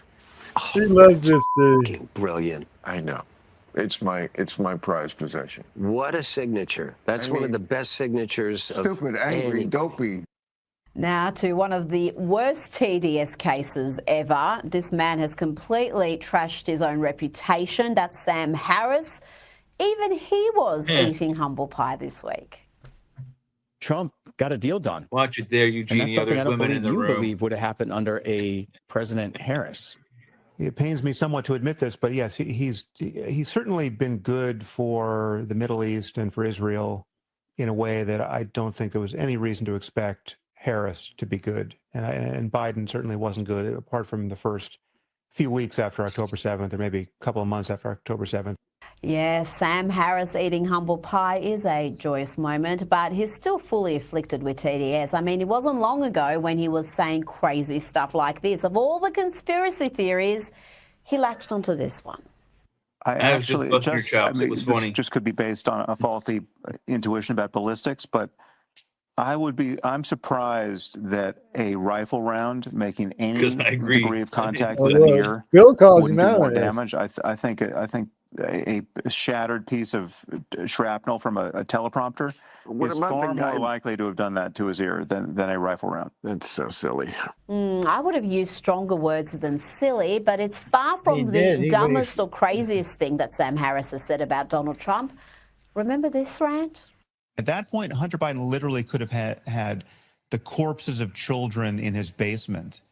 I would not have cared, right? It's like there's nothing. First of all, it's Hunter Biden, right? It's not Joe Biden. But even if Joe, whatever Opium scope breaking of Joe Biden's $7.2 million corruption is, from China. if we could just go down that rabbit hole endlessly and how was that? understand he's getting kickbacks from Hunter Biden's deals in Ukraine or wherever else, right, or China, it is infinitesimal. This guy compared proves to the that his corruption PDS we know Trump is involved in. It's like a firefly to the sun. Look at Just these two idiots. utterly unhinged, and you saw Konstantin kissing at the end of that clip. I wonder if he was thinking of Sam Harris when he posted this yesterday. He wrote, "It's time for people with Trump derangement syndrome to admit they were wrong. Sam Harris may be too far gone. He is, after all, too broken with TDS. He's gone from an intellectual to a caricature, a dumb person's idea of a smart person. But there is hope for others, including actress Frances Barber, who posted this on X. She said, I had TDS and I'm now eating my words. Bravo, Frances. Well, thank God for that. A woman who most certainly does not have TDS is the 2025 Nobel Peace Prize winner, Maria Corina Machado. Now, we all know why Trump didn't get the award. It had nothing to do with deadlines. He should have got it in his first term for the Abraham Accords. But this year's winner dedicated the award to the president. This is a gracious woman. Hopefully, she'll be the next president of Venezuela. And they decided to dedicate it to President Trump because he deserves it. Because not only has he been involved in only a few months in solving 8 wars, but his actions have been decisive to have Venezuela now. Okay, ladies and gentlemen, I shouldn't probably be the one to do this. They might come after me for this. Damn. Does anybody see anything wrong with this? No, you're not yet. All right, let's hit play. But a threshold of freedom after 26 years of tyranny. This strange story happened to me a long. Damn it. The disgraced former national security advisor to President. Now it's time for Lefties Lose. Lefties of all. He wrote, it's caricature. TDS is the Accords, but this of Venezuela. And they decided. So, what is this woman's name? Maria Machado. Oh, man. It's Maria Corina Machado. Ask Google how old she is. Where's Siri at? Hey, Google, how old is Maria Corina Machado, who won the Peace Prize? Maria Corina Machado is 58 years old. 58. She's a baby. Sorry, She's one. I didn't understand. Hey, Google, quiet. She's a year younger than me. She looks like she's wearing one of those masks. Oh, maybe. Well, when you look, so first off, she has no wrinkles anywhere. Yeah. Except for the little dimple next to her mouth. You could have heavy foundation on and makeup. Yeah, but it's too smooth. So I've been watching this a lot over the last 2 years, 3 years. I got these things now. They're really popular with Asians too, but with so a lot of 30, 40-year-old women, even 50-year-old, it's they clean their face off real good. It's a thing that goes on their face. And it just smooths out all the wrinkles on your face. It's like it's just like a mask that you put on that just melts into your face. It's very cool. And but on top of that, but this looks even worse because let's see if we can get her face just. It does kind of look Botoxed out. All right, now look at the inside of her eyes. Yeah. The depth is wrong. She might be wearing one of those masks like the CIA or the FBI use to protect her real face. Maybe, yeah. It's, I don't know. There's something weird about it. No, I'm not trying to do a conspiracy thing. It's just something bothered me about it. I knew she was almost 60 years old, and I can tell the eyebrows are painted on. They're not real. Yeah, they're definitely plucked out if they're even on there for real. So, and the way her mouth does, it's almost like it's stiff. Watch when she's talking. President Trump, because he deserves it. See? Because not only has he been involved in only a few months in solving 8 wars, but his actions have been decisive. It might just be her eyelids only go down. The bottom parts don't come up. She's wearing some kind of a mask. After 26 years of with her eyes tyranny. blank. So it's very weird. What are you talking about? Oh, I see. Yeah, okay. The Charlie Kirk thing. Cats being badass. Wants your cash. Wait, the idiot sister who spat on Charlie Kirk's memory now wants your sister. What? Want your cash. I'm sorry, your cash. sister. They want your cat. Yeah. Oh, yeah. So no, those two girls who got caught for vandalism, they don't have no money for a lawyer, so they're the disgraced former national security advisor to President Trump. Lawyer. If we have anybody C-15 feels pity upon them, you know. Oh. That's up to you, creepers. Where'd you get them peepers? I'm just going backwards. Wait, what's this one? We weren't supposed to be stopping here, people. I was going by it, but now we're here. I'm going to stop for a second. This is Adam's Family 53. Well, what the hell thing you going to play or not? Ding dong, ding dong. You're a dickhead. Yes, you are. If you click on where it says Adam's Family. No, right there. No. Well, no, I clicked on this. I got, what's going on, man? No, it's doing its little freezy thing. Is what it's doing. Oh, well, people, what can I say? It's a piece of crap. Yes, I'm over here with y'all watching it froze on the screen. I don't know why. It just does that sometimes. It's having issues. Yeah, this seems to be like a window issue. Yeah, like whatever. Or maybe I should be using something else. Maybe I should go with Internet Explorer or something. You never know what's going to work the best.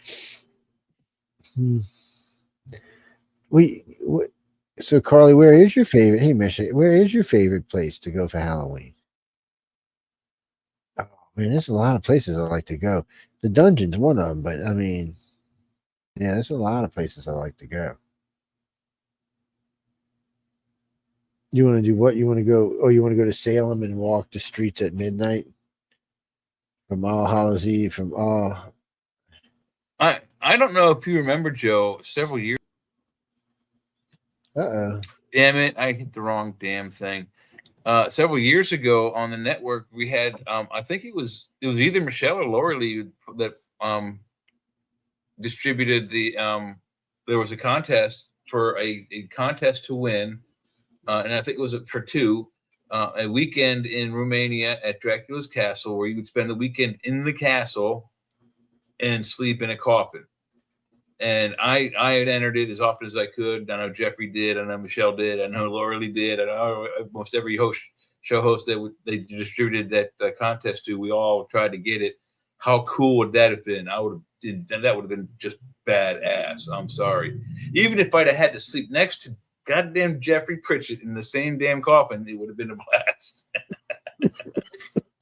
Oh, poor Jeffrey. No, he'd have slept in about halfway, and his ass would have been out and downstairs going, okay, I'm out of here, man. Yeah, you think he would be able to handle it, huh? I would just enjoy the shit out of that. That would be so much fun. When he's lying there and he goes, Jeffrey's gone, man. Jeff, it's your turn. Ding! You'd be like, Scooby. Run, Scoob! Yeah, I need a Scooby snack. Oh yeah, you just might want a Scooby snack. You never know. I heard them Scooby snacks were good things. Hey man, Ruby Rex, they rock, dude. What have I been watching? I've been watching what did I say earlier? I've been watching some Doctor Who. I watched the last 2 seasons of Doctor Who again. I really didn't watch the second season of the new Doctor, so I just kind of watched it. Just kind of finished watching it last night, really.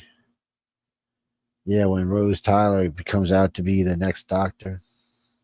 Oh, really? Wow, that's cool. I didn't know that. That's neat. Yeah. So I always thought it would have been cool if she had taken it after the first 2 seasons she was on, because she was a fantastically well done character. So you mean the new Doctors? I know what the favorite, whatever you call them is, the favorite cohort, favorite partner, whatever you want to call them. Companion. They call it companions. Yeah. Who do you think it is, Jay? Who do you think the favorite is from the new Doctors? There's two. That's going to be, and I don't know which of the two, but I'm going to give it a 50-50 that it's one of these two. One of them. Hey, there's Shawnee boy. Hey, Sean. The Rose Tyler you just talked about, and the other one is it Chloe? Okay. First off, you're not even close.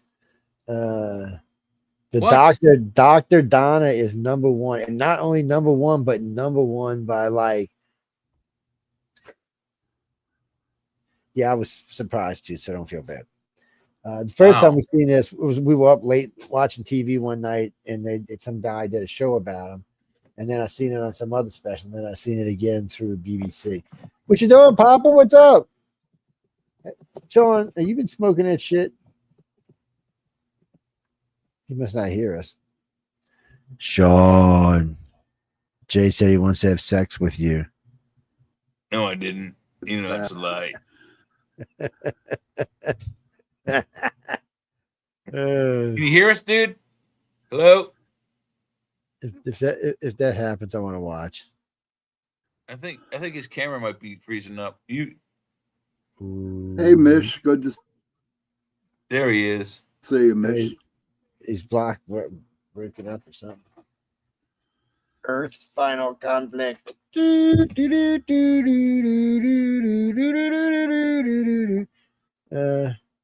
Sean, can you hear me? Have you been taken over by extraterrestrials that look like AOC? You're breaking, Joe.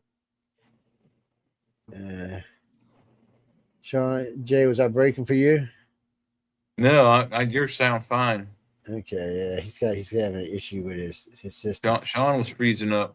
Somebody texted. Jimmy Lee Jones Jackson. What kind of freaking name is that? Jimmy Lee Jones Jackson. Really? No, it's not really your name. Let me see your driver's license, motherfucker. I don't believe you. Jay said he don't believe you either. Let me go out and come back in. Okay. We have like a crazy link, man. No. Now that's a good question. Who's been the most significant president in the United States history? Ooh, that's Who the hell is a good Nardo? question. That's a good question. I don't know. What was the question? I was looking up some other list of who has been the most significant president in the United States history? That's a tough one. That's because this too. I would have to say, and I'd go with Kennedy. Kennedy got us into space. Yeah, but he didn't really do anything. Then he got his head blown off. That don't count. Yeah, he got his head exploded in full view of thousands of people. And what's his name would outrank Kennedy? That would be Lincoln. George Washington would outrank both of them, and because he basically got the fucking country going. So it's there's a lot of good choices out there. You can go as far back as the top three choices was Reagan. What was it? It was four choices. It was Reagan, Clinton. Yeah, I know Obama's not on the list. He might as well not. Clinton, we had a good economy underneath of him, but we didn't. I don't see that he did any significant historical. The fuck you mean he ended communism in Russia? What the hell are you talking about? Where the hell were you at, Jay? And he did more than just that. He changed. I don't think the collapse of Russians was due to any actions by Bill Clinton. I think those were consequences of what Reagan had done in the 80s. It just took that long. That's when the wall collapsed under Reagan while Reagan was president. Oh, yeah. Okay. That's what I thought. Yeah. He said, Gorbachev, take the wall down. Gorbachev was like, no. And then all of a sudden, Gorbachev's like, well, you know what? Fuck it. And Reagan did the Soviet Union dirty. He lied and acted like we were spending trillions of dollars on putting this wicked space shield in space. And we were watching him sweat when we were doing dick. Well, no, there are remnants of Star Wars all around the United States. Big super lasers that we don't know what the hell to do with. these big disc things that they used to shoot up in space, and they would use one laser to shoot up in space and use another laser to explode them or knock them down. Well, what they found out in the beginning is hitting a missile wasn't as easy as they thought it was, and secondly, it took longer to blow the fucking thing up than they thought it would. Needs it's not like the phasers you see in the sci-fi movies where as soon as the beam touches it, they freeze and they turn colors and then they're gone. It requires sustained contact with that beam in order for it to cook or kill or whatever it is it needs to do to the outside of that missile. Now, Celine, I seen that a few months ago about putting in rail guns in every city in the United States. But they're mini rail guns, not like the ones Jay and I were talking about last night with the 10, in a compartment, which would even work better.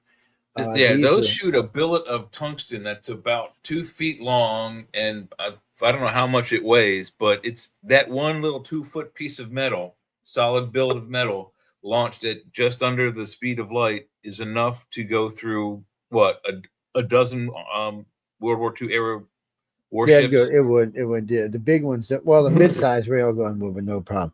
But these smaller ones, they want to put these smaller ones all around cities as part of the Golden Shield, so they can just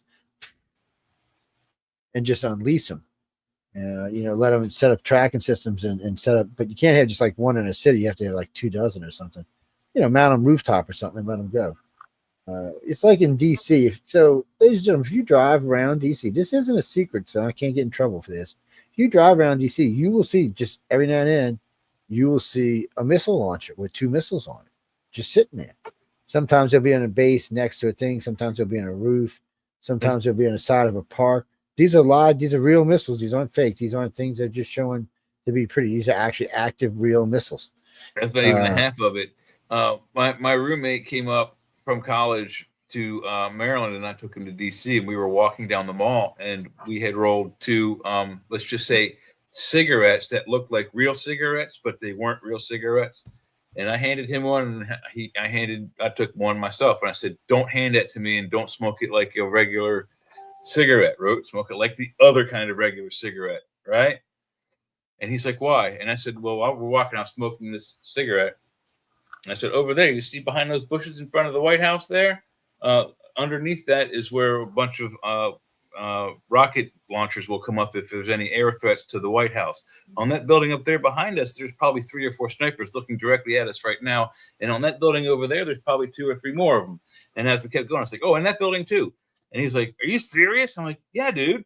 We're in the middle of Washington, D.C. The president's right in that house right over there. Like, you can see the windows from here." He didn't believe me. There's all kinds of let's just say self-defense units all over the lawn and the mall to protect the White House in the event of any kind of invasions or attacks. Yeah, they got stuff all secure over city. Well, it's supposed to be. I mean, the president lives there. You're supposed to protect the man. You know what? It was funny, James. I was watching the news earlier today. I didn't see anything on the No Kings Day. I'm sure tomorrow it'll be the greatest thing that ever happened in the United States here of these great American cities. I guarantee that. But not to hear anything about it today. And the local news showed small crowds. Yeah, the local news showed real small crowds. So yeah, I can hear you real well. Dance and Night Kings, yeah. Michael Lynch Leash. Okay, hey, what's up, man? Where are you at? Never heard of the place. What's it called? Maybe I have. Maybe Sean has. Wait, hold on. What is this? Hold on, something. No, this is something you just sent me. Hold on.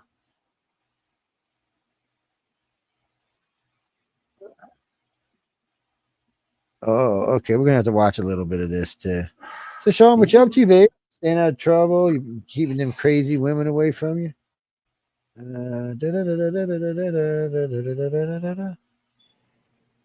Okay, Sean. Aliens have taken you. Oh, come on. Did he freeze up? No. Hey. Hello. Okay. Hello. Can you hear me? Yeah, you're a little choppy though. I can hear you now. Can you guys hear me? Yes. I hear you. I hear you, baby. Yes, indeed. Can anybody hear me? Yes, you're a little low, but I can hear you. So 1 days out of days in, so we can't hear. He can't hear us. Oh, can you not hear us? No, he can't hear us. It's you can tell by the way I can hear you now, but every time Joe talks, he breaks them. I wonder what's up with that. Well, we're gonna put some weird stuff on, so hopefully you can hear this. Okay, let's see. Where did I go? More Hakeem in the sombrero. Where did I lose the damn thing at? Oh, there it is. Okay, I was in the wrong place. This is your computer, Joe. But the notion that an official White House spokesperson would say that the Democratic Party consists of terrorists, violent criminals, and undocumented immigrants, this makes no sense. Exactly not what you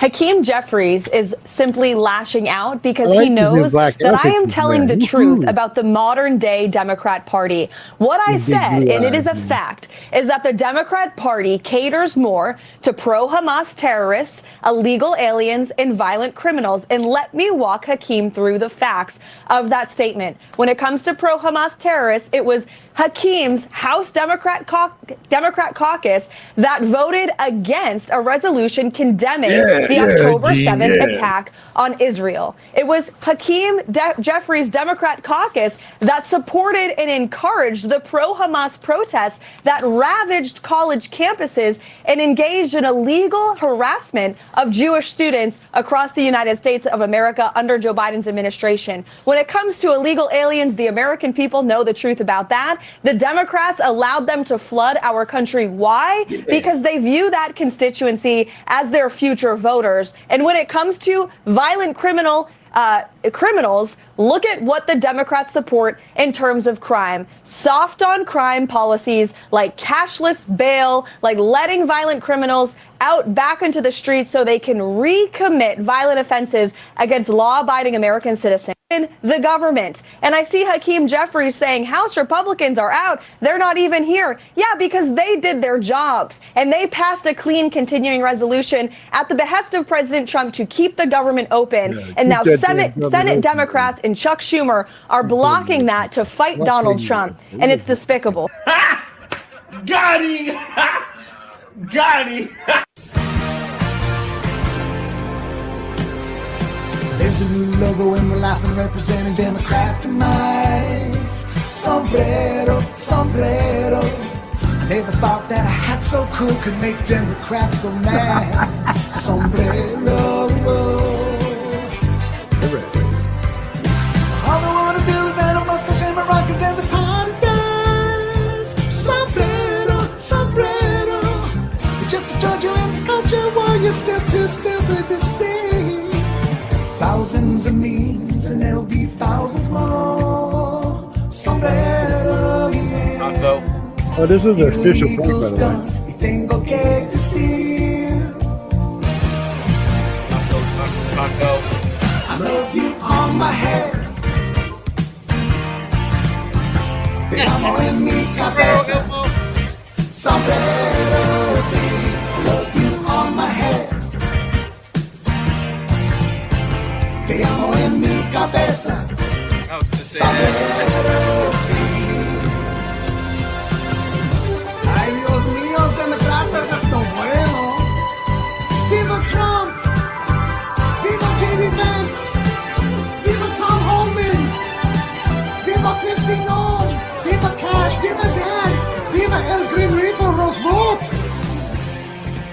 Some viewers may find the following video disturbing. Viewer discretion is advised. Oh yeah, play it. Hey everybody, so in our country, the power is with the people. And tomorrow, I encourage everyone to get out there in peaceful protest of what is happening in our country and express our voice around the country we believe in. What do you mean by that? So get out there and join the No Kings event near you. These people are just losing it. Why? You know that there's going to be instigators, paid instigators that show up, and you can be that secure that that's going to be there. I was at the No Kings rally in June in Miami, and I tell you that it lifted my spirits. It was inspiring. I saw all sorts of freedom-loving Americans. Are you serious? All ages, all nationalities, all creeds. It was just the most uplifting thing. What's wrong with you people? At a time when so many of us feel down because we see the threats against democracy. And I think Mike Johnson has it completely wrong. Don't do drugs. If you're doing it, stop it. Get some help. So are you accidentally stupid or are you stupid on purpose? Because the only reason you would go to a No Kings protest in 2025 is if you were stupid enough to believe that America had kings, not realizing that your very participation in this event that is not being shut down by the one person who you claim is a king invalidates the entirety of your argument. See, this is all these people know how to do anymore. All y'all want to do is go out and be part of some protest, right? It doesn't accomplish anything? No, it never does. It makes you feel good for a few hours. Y'all all rally around. Something new. Yeah, I mean, he's right. You notice they haven't called him a fascist or Hitler in a while. Now it's a king, it's a monarchy, he's a dictator. Yeah. They don't call him Hitler and fascist anymore. They still call him fascist. Not as much. Not as much. But they still do. You still hear it on the news networks and all. The problem for them is none of this fits. And like the guy's making a point here, you can't really call him a king because, I mean, he's not telling you can't go out and do what you want to do. Yeah, but in the minute he does declare himself king, what's going to happen? I think all three of us in this room would take up arms against such a regime, would we not? Yes, we're not going to have no kings. That's not going to happen. Bingo, bango, end of story. You want to be emperor for the next decade or two, we might be able to do that. But kings, no, we can't have that. Lisa May, what do you mean? Sorry? If he's king, you made him king. He wasn't king until y'all closed the government down. Now he can do what he wants. And you know what's funny about this? Chuck Schumer told you this, not just once, but at least a dozen times he told you about shutting down the government would make whatever president was king. He's told you this. And just on this last time, not this one right now, but the one before this, when he voted to keep the government up, he told everybody, if you shut the government down, Trump can hire and fire who he wants to. And that's what he's doing. And now one of the courts in California told him he can't. Well, the Supreme Court's not going to allow a California company to tell the president what he can or cannot do. It's what do they call it? I forget. It's in the Constitution. The states cannot override federal law, or they cannot impede federal agents from doing federal law, and they especially on federal property. The fence that's on federal property, the governor of the state can have any whatever disputes with it he wants. But as long as it's on federal property, he has no claim to tell the federal government what to do with or without that fence. Well, nobody's arguing that Trump can have control of the troops. They're arguing about putting them in cities, and that's we're just going to see where it's going to go. Washington D.C. asked for those troops and got it. But eventually, it's going to go. It's going to go to the Supreme Court, and the Supreme Court's already said once he can use the troops. They're going to say yes if it's inside whatever act he's using to do this. He's going to say yes. But I'm pretty sure somebody along the line is going to put some kind of standards up here. So, all right, dude, what does this guy finish and say? Well, this is going to be the biggest uprising. What are you going to do? Nothing. You don't have any demands because no kings is already a thing, right? It's called Independence Day. We have one of those already. Oh, you don't celebrate that either, do you? Yep, that tracks. That sounds about right. So anybody who's going out there to be part of this No Kings protest, just know all you're really doing at the end of the day is playing yourself and showing your ignorance. So go ahead, be a part of this No Kings protest if you want to. It's a free country. You can do what you want, but don't be surprised if people are laughing at you for it. We refer to it by its more accurate description, the Hate America rally. You're going to bring together the Marxists, the socialists, the Antifa advocates, the anarchists, and the pro-Hamas wing of the far-left Democrat Party. That is the modern Democratic Party. So the No Kings protest tomorrow is literally sponsored by the Communist Party of America. Not to mention, the socialist, multiple socialist parties, and then you got the Young Communist League, and of course, like I said, the Communist Party of America. This is who's sponsoring the No Kings protest. Like, you can't be serious. You have communists saying, oh, we shouldn't have a king. Maybe you don't understand communism or how every communist country has ended or what it's resulted in. By the way, you'll notice it's very important to them that it's no billionaires. They used to be against millionaires, but then, of course, we pointed out to them that a lot of them are millionaires, that actually most millionaires are on their side. I mean, the only way this could get more ridiculous is like if they had Taylor Swift show up to sing. Why not? I mean, look, these organizations have enough money to do it. Why not be fully stupid? Millions of y'all protesting this Saturday? No kings? Oh, please. Y'all acted like Fauci was Moses parting the 6 feet at Costco while you stood in line for toilet paper and your 4th booster shot waiting for your next commandments from CNN. Wore the mask like a sacrament. You kneel for BLM. You obey every rainbow rule that the leftist regime throws your way. But now you've got a problem with authority? Let's be real, you don't hate kings. You want them in fishnets reading to toddlers. You're not anti-tyranny. You just want the right tyrants. The ones who bang your gas stove, censor your speech, and inject your kids with whatever Pfizer says is holy. Jay Jones texts about 2 bullets in the head. Kids dying. And you say nothing. Charlie Kirk is assassinated in broad daylight, and y'all throw a party. We used to be shadow banned, but now we're being shot. I'm not scared of your Etsy signs and your TikTok rage.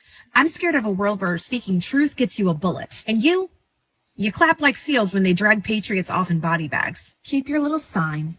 I'll keep my Bible, my backbone, and a screenshot of every threat you pretended wasn't real. Yo, why are we back here again? Another No Kings protest is happening this Saturday. I guess the first one failed and they needed a redo. Freedom doesn't mean you get your way. It means I get to call you out for being this damn ridiculous. The freedom fighters, what I see are cosplayers with Amazon Prime signs and oat milk rage. You scream No Kings while worshiping your favorite influencer like they walk on kombucha. You post resist tyranny from a Starbucks on Wi-Fi wearing $200 sneakers made by child labor overseas. Congratulations, your rebellion comes with a loyalty program. You hate the system. You are the system. You beg the same government that you claim to hate to wipe your ass. Forgive your loans, regulate your neighbor's sneeze, and ban mean tweets, and post that you don't like. That's not rebellion. That's a cry for a participation trophy with benefits. A subscription plan for state-sponsored babysitting. You think holding a sign that says No Kings while filming a TikTok dance about oppression makes you a hero? That's content, not activism. You're not leading a movement, you're chasing an algorithm. You say we don't do kings. Okay, if that's the case, then stop acting like court jesters for whatever celebrity, politician, or blue check cult leader tells you what to think. You are not oppressed. You're just bored and allergic to accountability. Bottom line is you don't hate kings, you hate mirrors. Because every time you look in one, you see the spoiled subject of your own tiny monarchy of self-importance. So yeah, go ahead, knock yourself out. The rest of us are going to be watching college football anyway. March, chant, hashtag, do whatever you got to do to help you. Just remember that freedom is not your prop, it's your privilege. And some of us still treat it like it means something. Who would have thought?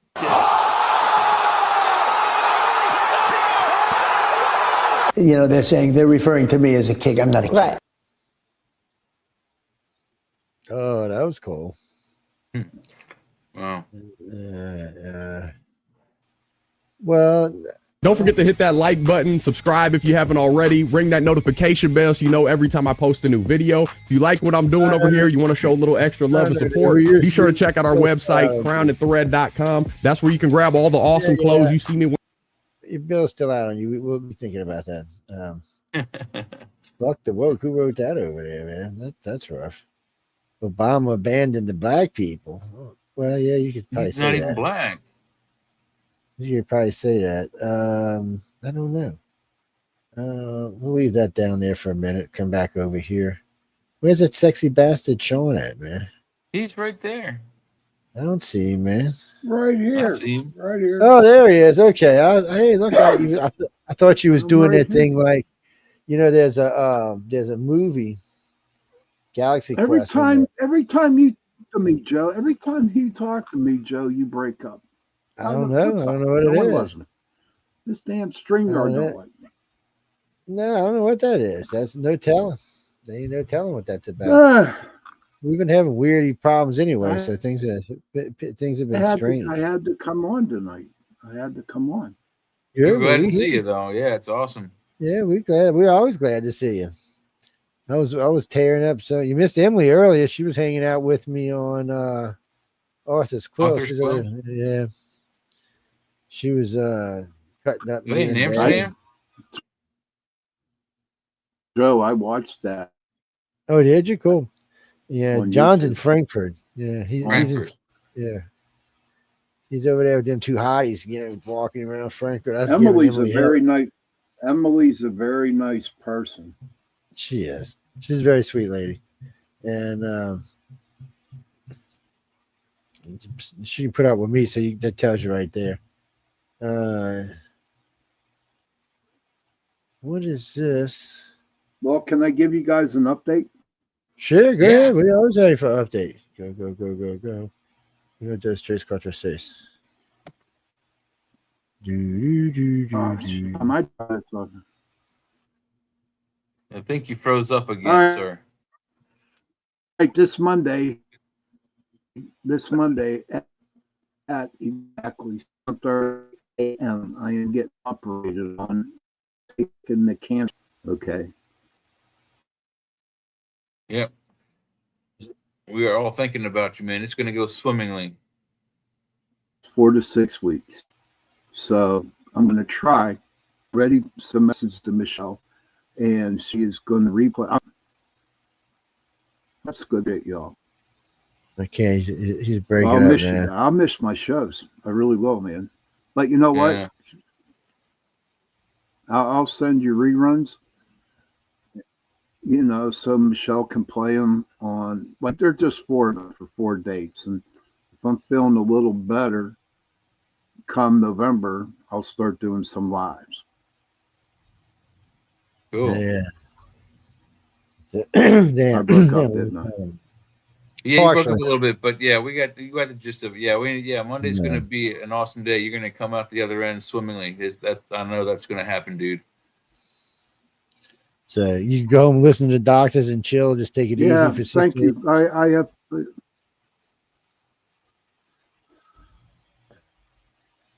Yeah, it's they're going to stick tubes in me, man. Near my lungs. You're going to get borgified? I can breathe. It's an automatic 3-day stay after I get this operation. So what's that? Yeah. Yeah, they got to make sure everything's doing right before they let you go home. So they put them ports in there. Yeah, and then what they and I have to do a lot of walking. Oh yeah. You got a puppy? What the hell's going on? But that's the update. Sean, you got a puppy? You can start, to help you walk. Start a side service. Puppy walking service. Do you got to get radiation or not? I didn't hear you in the beginning. Yeah. Pretty soon I'll be able to run the marathon. There you go. Right. The Pittsburgh Marathon.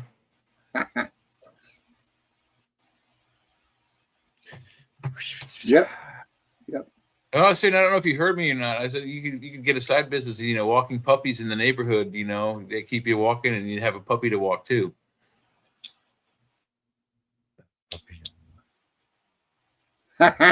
Yeah.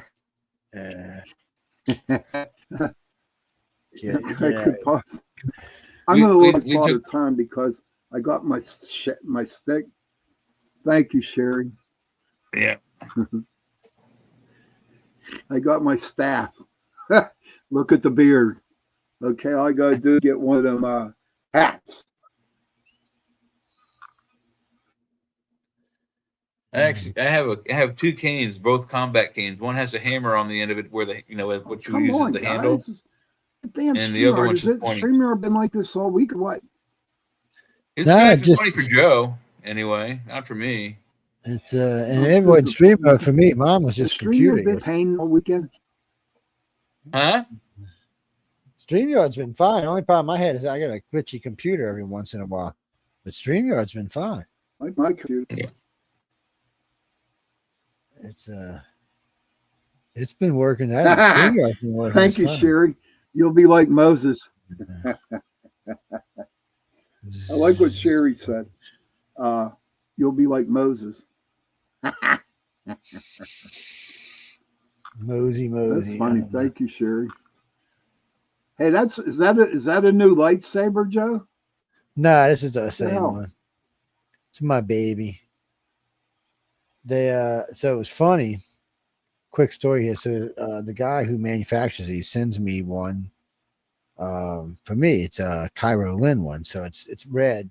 It's got the two sides that come out and they're glowing red. So I was going to give it to Emily. And I didn't tell it till tonight. Well, the problem was about a week ago, one of my grandkids was over here. And actually one of the great grandkids was over here and he gave me the goo eyes. He's like, you gotta let me. I said, I'm not letting you have that thing's $1,000. You can't have that thing. What the hell are you gonna do with that? And he picks it up and picks it up and he goes, turns it on. Yes, and he starts attacking me with the damn thing. The kid's like this tall. I gave it to him. I was like, Emily, I'm sorry, I gave it to him. I said I was suckered. I said he put the Google eyes on my ass. What can I tell you? Yeah, I'm not as bad as Michelle though. Oh no, she's worse than I am. Oh, that's all Michelle, it takes. Hey, Amelia. Michelle gave her grandson Amelia. the Mercedes the other day. Hey, Amelia, how you doing, sweetie? Oh, girl, take some honey and lemon for it. Yeah, onion. You mean onion and lemon? It's oh no, Michelle is whooped. When it comes to the little man, she is whooped. She's worse than I am by far. Oh yeah. Well, because grandparents can be like that because we can say here that little man got. Oh yeah, yeah. But that's the thing about grandkids. You can spoil them rotten and do whatever, and then send them home to dad and mom. See here, take them. Yours now. Send them back all muddy and splashy, dirty, and yeah, absolutely. Go home with mom and daddy now, but I don't want to. Oh, you got to go home with mom and daddy now. Yep. Sorry, get the hell out, dude. What? Let me share a story with you. Let me share a story. My ex-wife, she was getting on my nerves, and what I did was, it was Saturday, and I had my son. So right before I took him home, we went to a restaurant, and I fed him coffee morning. Okay. What did you do to my son? He was up all night, man. Oh, yeah. Amelia goes, that's why she's your ex. Yeah, that's how that works out sometimes. Oh, wow. That was a day. It's alien aircraft. Where was an alien aircraft found? Yeah, send it to me. I want to see it. Because I think you're fully, you know what? That's why I'm saying that. I want to see some stuff. I want to see an alien walking around saying, hey, what's up? I want to see that one that looks at Amelia in the television set. That's a scary damn alien, man, all sparkly and stuff. Yeah. Why don't you do that? What? Oh, come on. No, this is oh my God, you're not scary. You're not scary. You're beautiful.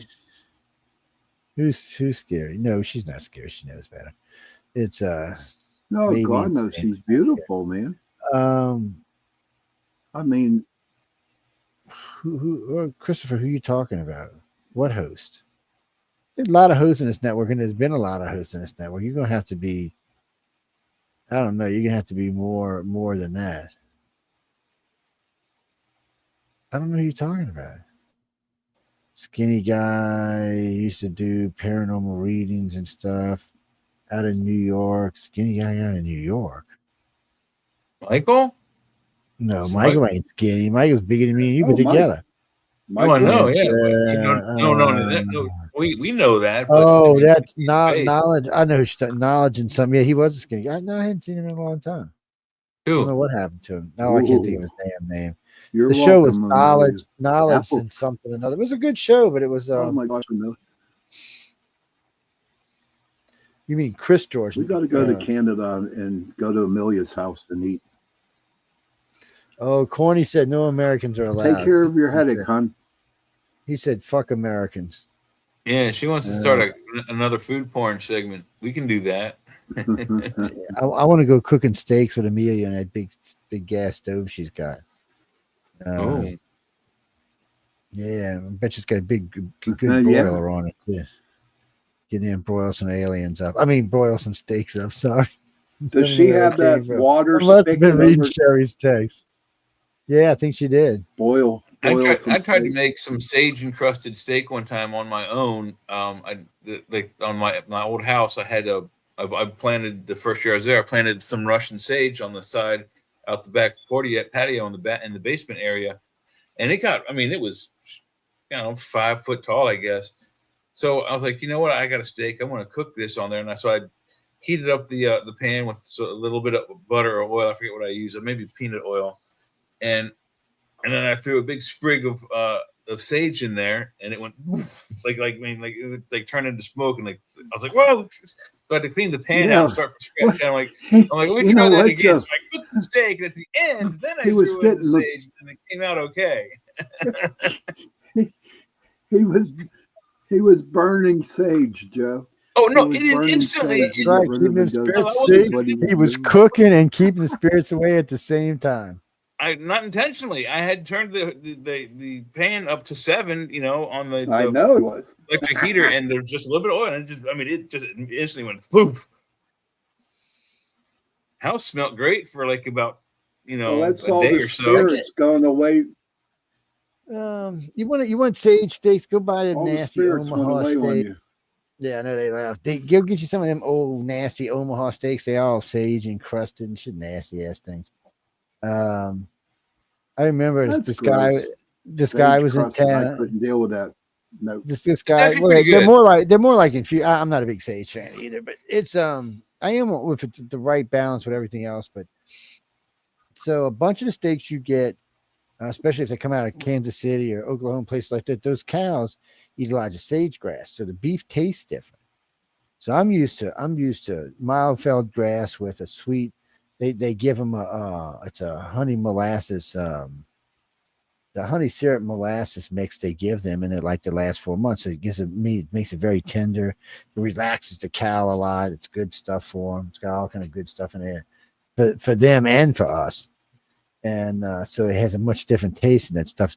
So the first time I ever bought any, so I brought it home with my business partner. It was a big whopping case full we bought. It was a good price, but the steaks looked really pretty.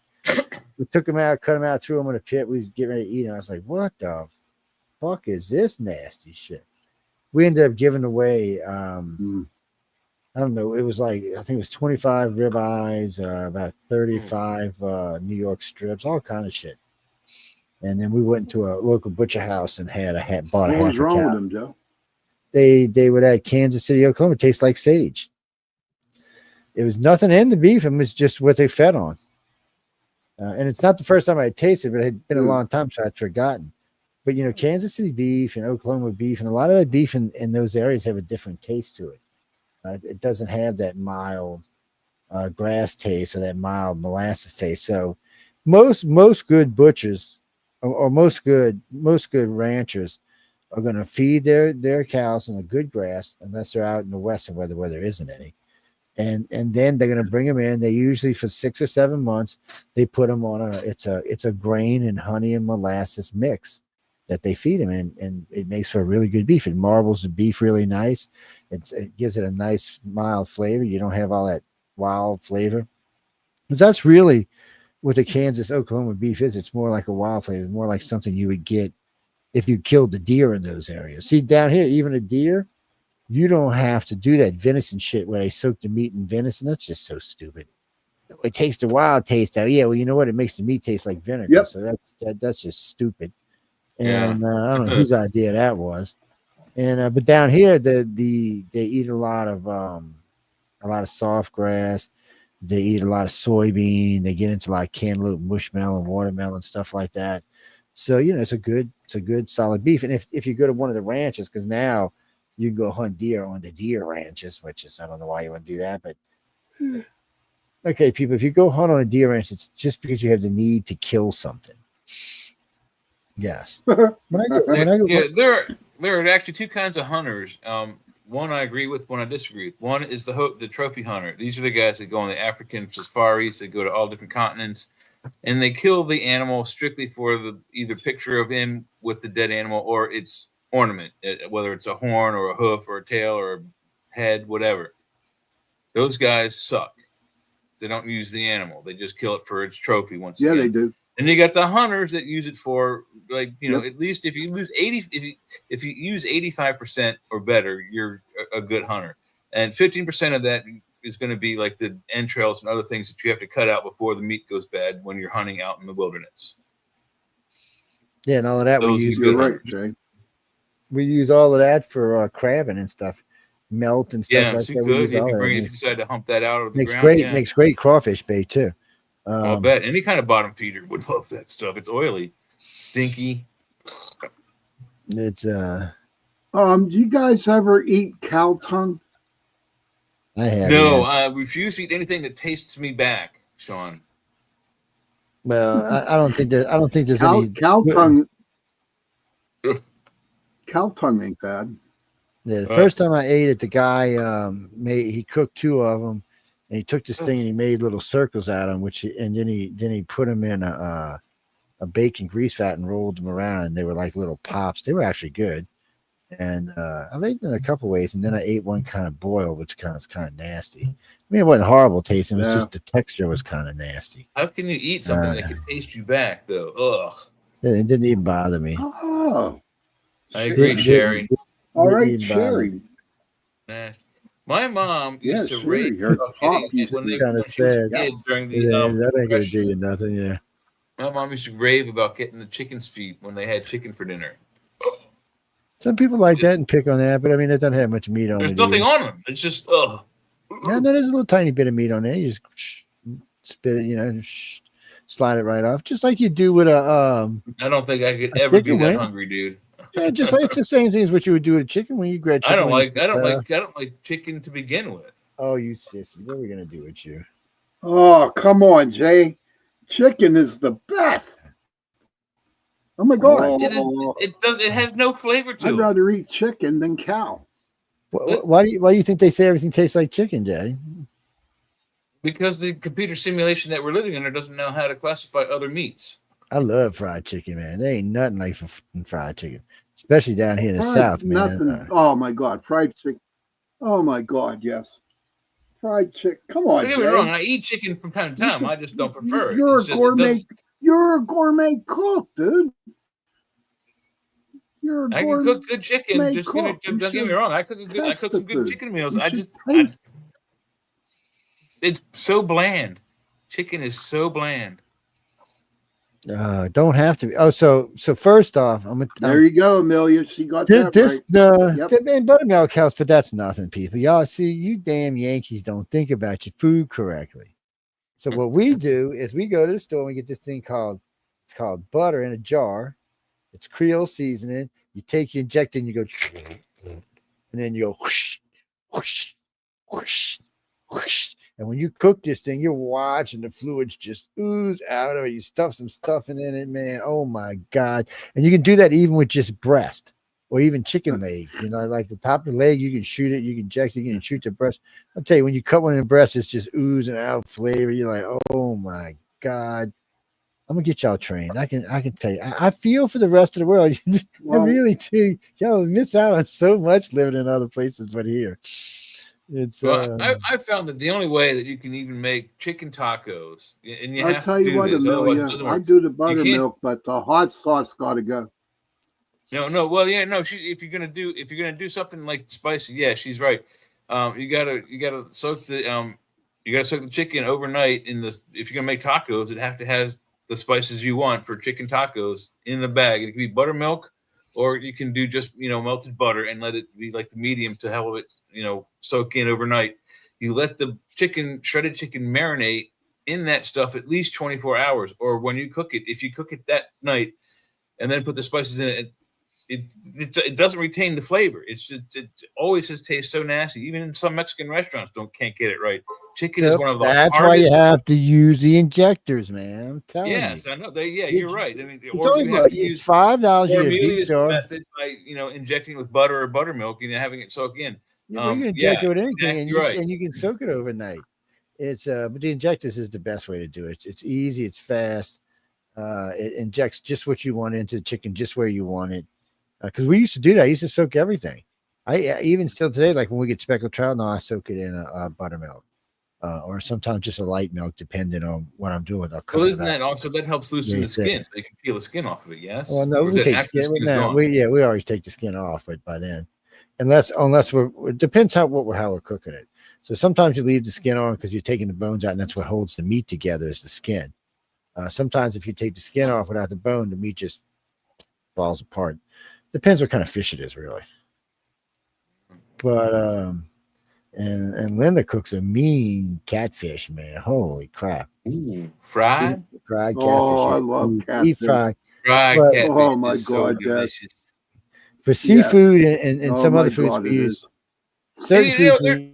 There's a song. There's a country song, and this kind of pisses me off because everyone's got it wrong. Everyone goes winner, winner, chicken dinner. The song is winner, winner, catfish dinner, which actually sounds more yummy to me than chicken dinner. Well, so give me the catfish. That gets you mad. Jay, how can you let that get yourself mad over that? Oh, chicken marsala is really, really good. Yeah, I was just about to say, I agree. Chicken marsala is good. Very, very yummy We're going to Amelia's place. Amelia, when I retire, I'm coming up and having dinner at your house. I'll teach you how to make a chicken scampi, man. It's almost as good as the shrimp scampi. Oh, I don't believe it. I'm telling you, it's good. The main reason why. Do you use the dark meat? Do what? What? What was it? Just do you use the dark meat or the breast? It depends. It really depends what's left over from the night before. no, it depends what I'm doing, what I'm cooking. Because I use dark meat for a lot of things. Like when I make quesadillas, I like to use the pork loin to make quesadillas. Now, there's a problem with quesadillas. I can only eat half a case. What? Yeah, he's such a doofus with that joke. He's a doofus. It's you're an I mean, you make quesadillas. I've made them out of ham before. I made ham quesadillas that were pretty good, but it's and now I know how to make my own quesadilla sauce. Makes it easy. But you can cheat. You know, you can I'm gonna tell you a little cheat for if you're making quesadillas and you don't want them to be dry. You can use like a Tostitos cheese, and it comes in a jar like the dip cheese. Yeah. Get you one you like, or get you a good quesadilla cheese and use that. So I use that. You can use it as a base, and then you put your whatever you're gonna put on there, and then I get real quesadilla cheese, shredded, and then I make my own guacamole at home. So we have sour cream guacamole, and since I use fresh tomatoes out of the garden to make my pico de mayo, I even have cilantro going in my garden, so I just got that. You really? You gotta be careful with that because sometimes it can overpower the pico de gallo. So first lesson you learn, and this was a long time for me ago because we've always used fresh vegetables, but first rule is, I remember I was like, I think I was 16, and I was. Hey Joe, you're gonna away books today, aren't you? Oh yeah, we will in a bit, but I was cooking. I was cooking. I have the first trivia question for you. Since we're talking food porn, I'm gonna send it to you in the private chat here. I'll let you read it, and then they can send me the answer. And when we talk about it, but no, I was cooking spaghetti and meatballs, and I had some homegrown basil and a couple of little products, and I put them together like you would do if you were shaking. Oh my God, no, you couldn't even eat the food. It was overpowering. So I realized, if you use a lot of anything, it's going to be overpowering. So we learned to just use, I'll go outside and cut a little twig off the top of the basil or for the, I'll use one. As a matter of fact, I'm making my own cayenne pepper right now. Well, I'm making my own ghost pepper right now. Is what I'm doing. I already picked all the red peppers. I got them sitting. I dried them out. I even barbecued some of them or smoked some of them.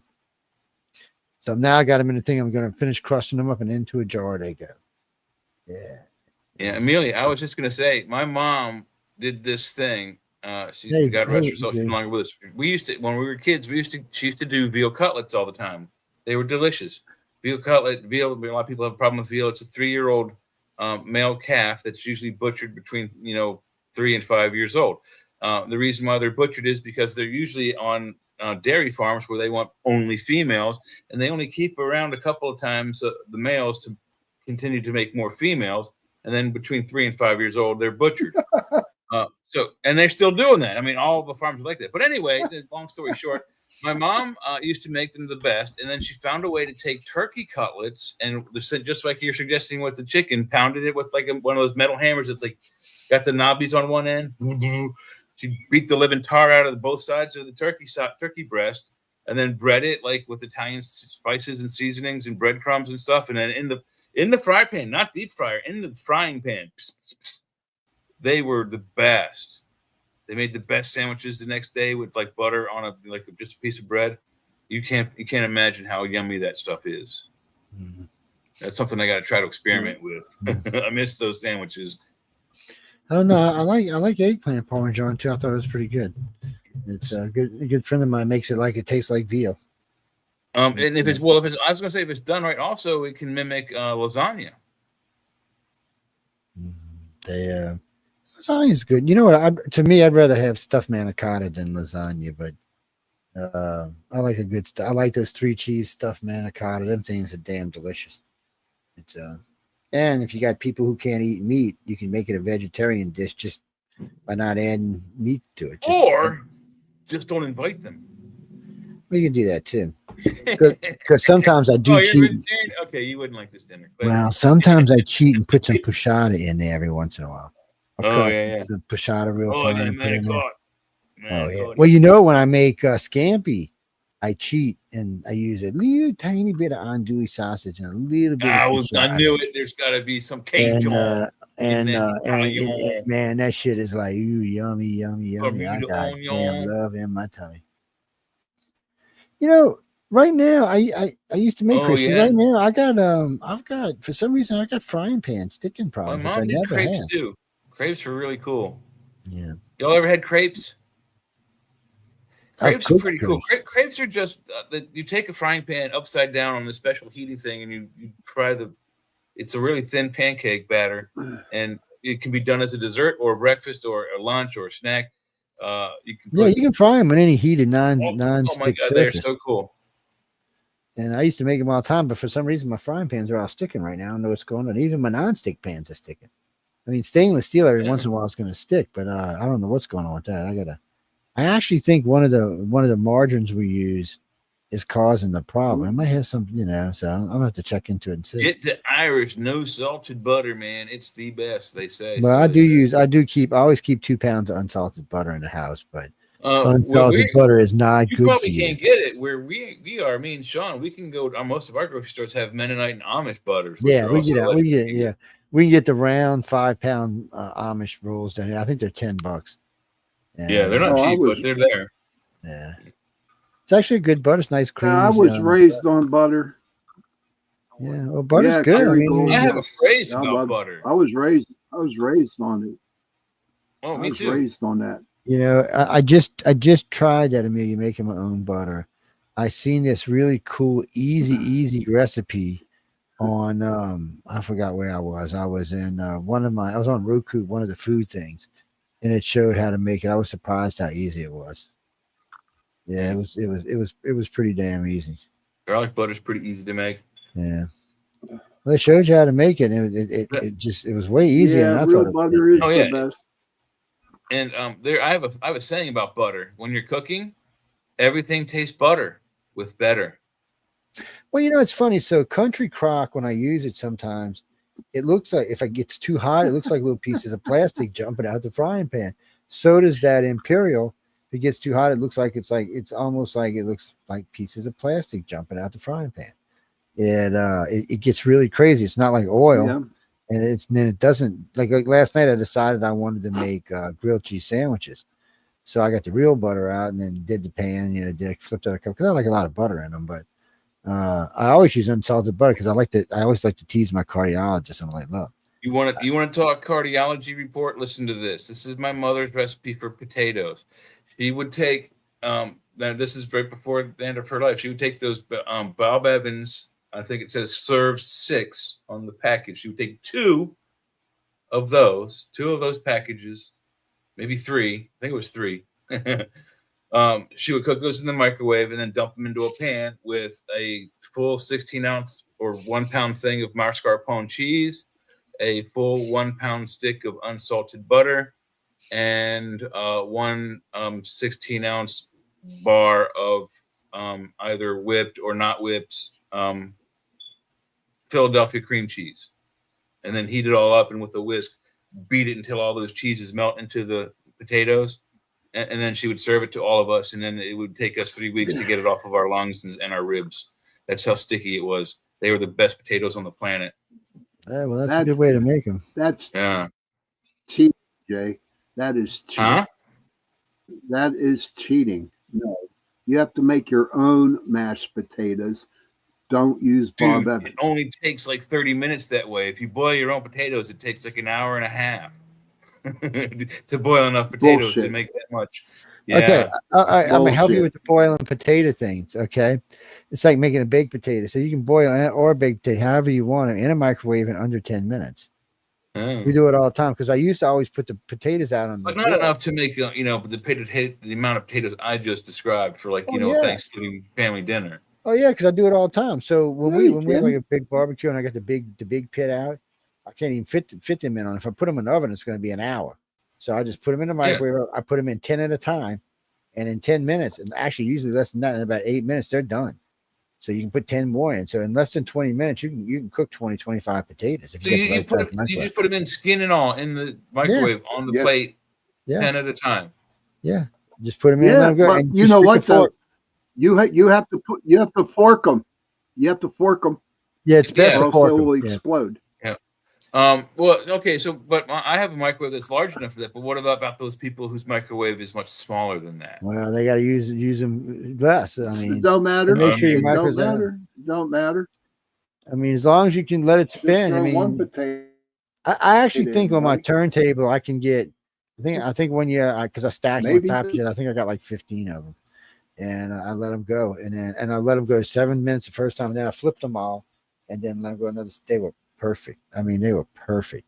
It would to get that potato that was that perfect. It would have been 45 minutes to 65 minutes in the oven, on a broiler, no less. I won money, Amelia, off of my cousin twice. Yep. Once And it'd be Once hot. he bet me $5 that I wouldn't eat the onion that was sitting on the counter in my aunt's kitchen, and I said, "Let me see the $5 bill." He produced a $5 bill. I peeled and ate that onion like an apple.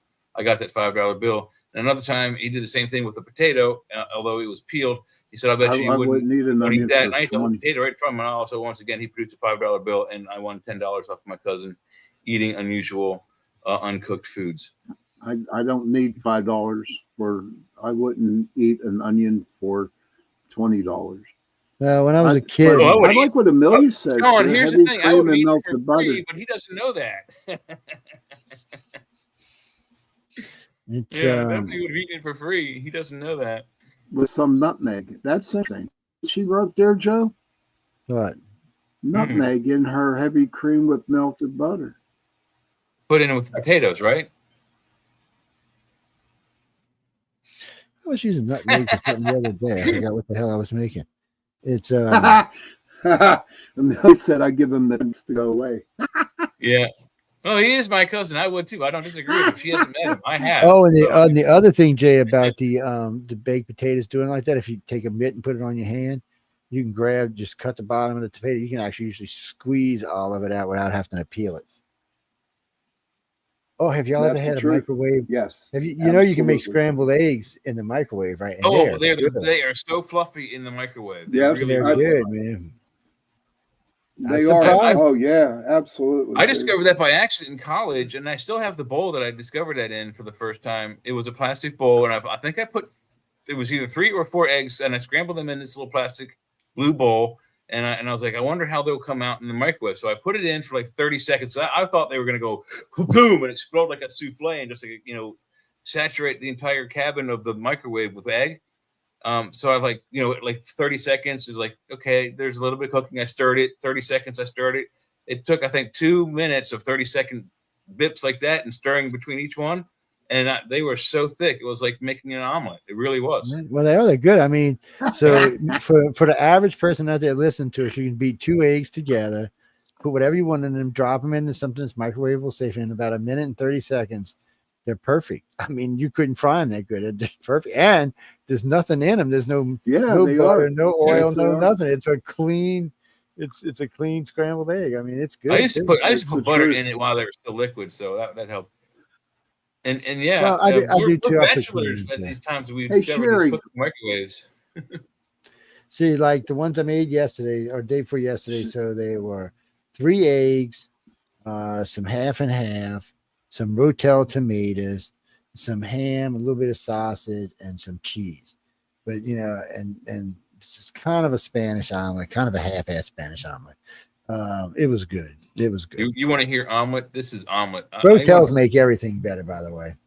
What does? Oh yeah, Rotels do. Yeah, they're pretty cool. They're great for especially waveless I don't rancheros. think so. No, But you know what? They were banned from that there for a long time. We didn't let them go up north. We were like, you can't have no Rotels.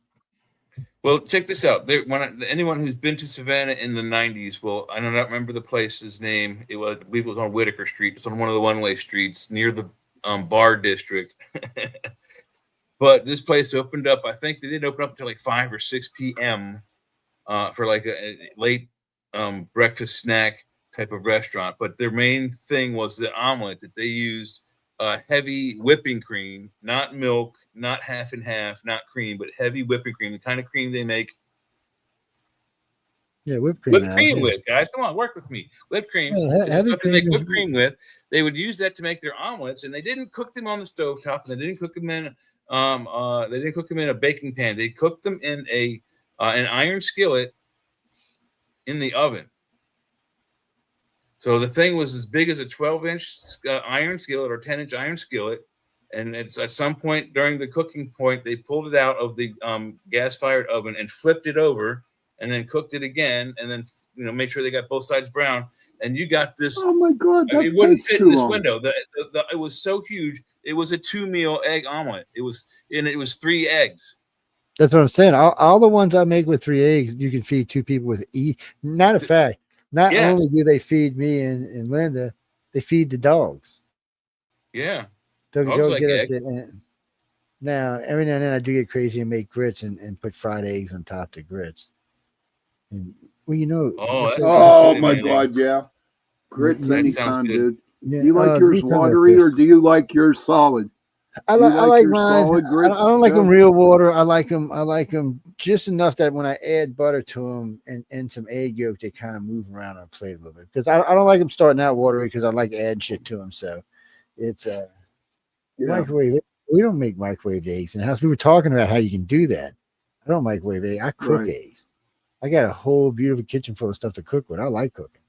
It's cooking's fun. I like it in the microwave. But no, that's what I'm saying. But when I make a 3 on it, you'd think 3 eggs. Now, if you just did the 3 eggs, it wouldn't really be enough for 2 people.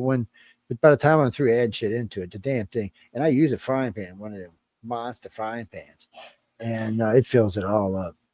And it's great because, like my dogs, they're like, "What did Daddy make? Oh, can we get some of that?" And they love that stuff. You can Jim, you can add Rotels to anything. You can get regular Rotels. You get mild Rotels, regular Rotels, and hot Rotels. Listen to this. And, anyone who out there is in college and you're a bartender or you frequent going to bars at night, get friendly with the bartender. Go home with them at night when the bar closes at 2, 3, 4 o'clock in the morning, because this is the best recipe. You take a tortilla, you warm it up in a frying pan. You take eggs, you scramble them, or you over easy them, or you sunny side up them, whatever you like your eggs. Then you put your eggs inside of this tortilla. You put rotelli tomatoes. You put salsa. You put cheese. You put lettuce. You put shredded cheese. You like taco cheese. Then you roll it up with whatever toppings you like. You can put beans, whatever you like on top of your eggs. You roll it up, and the hot other sauce, I think, ruins the flavor. But a good mild salsa inside of this with eggs, it sounds disgusting, but it's actually really good. And it kills hangovers. The egg burritos kills are good, hangovers. I make the only thing I make egg burritos all the time, but I only I microwave or steam the burritos ourselves. But when I'm making quesadillas, I'm frying them babies. Them shells are getting fried nice and quesadillas.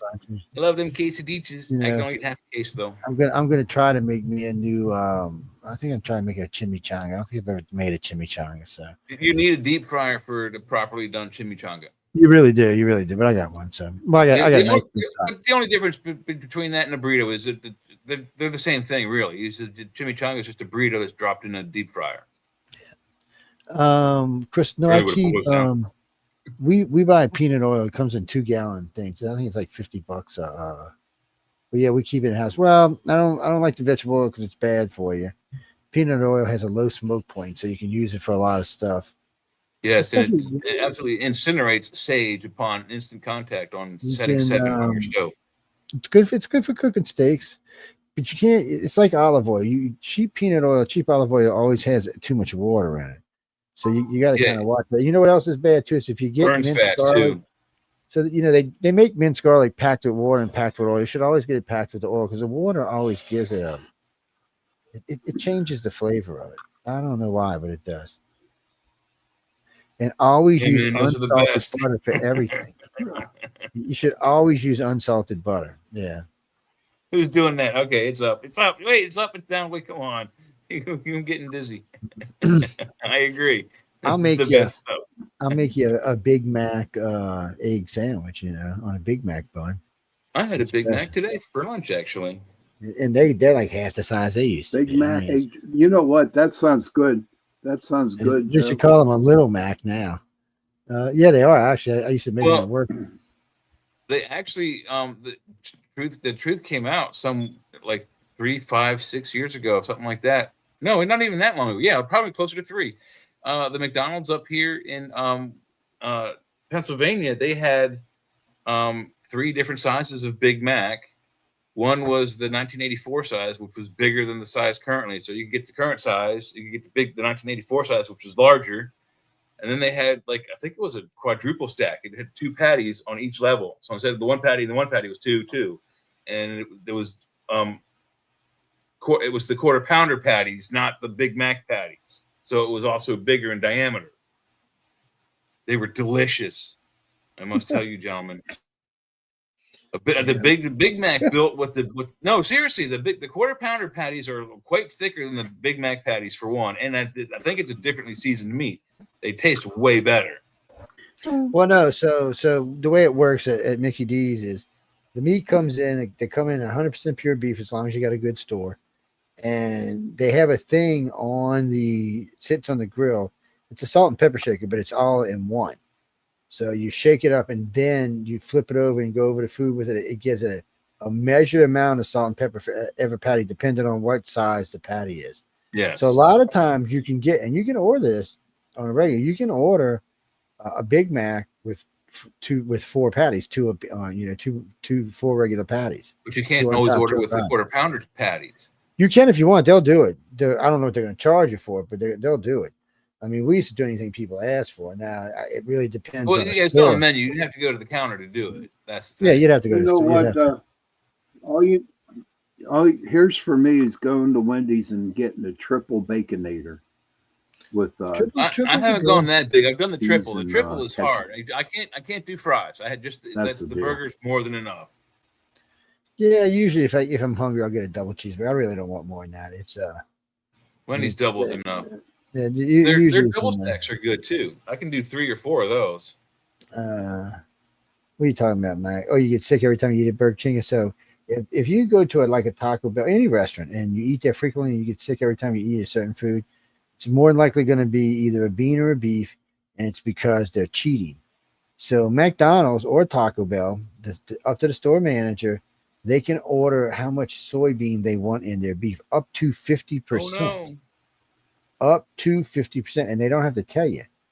Because when I found out about it, I thought about suing them because I'm allergic to soy, and but they don't have to tell you. So you can go if you go to Taco Bell. Well, you know what? I was cooking, and we had soybean burgers. Yeah, that's what we cooked. So when I was in school, they had soybean burgers. Probably what made me allergic to the damn things. It's nasty ass soybean burgers. But yeah, so if you're eating Taco Bell and you're constantly getting sick, it's because it's cut 50%. It's cut with 50% soybean. So that's what you're eating. And you can tell because the ones with the soybean are, for some reason, way more greasy than the ones without.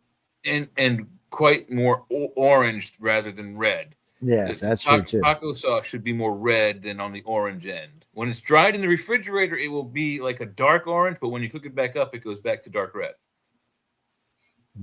And then,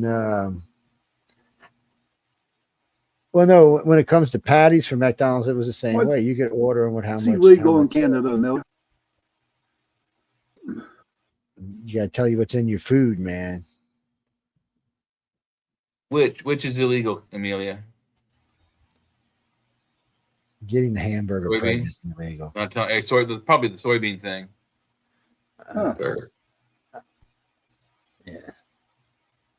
It's it's kind of like ethanol and carbs. Well, there's another thing that McDonald's doesn't tell you either. Do you know how much milk is in their milk?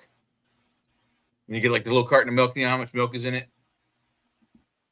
Well, yeah, now they have to tell you. It has to be in the thing if it's mixed with anything. It's on the carton. They don't tell you on the menu. Do you know how much milk is in their milk? It's 1%, so it's like 99% water. And now their milkshake. Do you know how much milk is in their milkshake?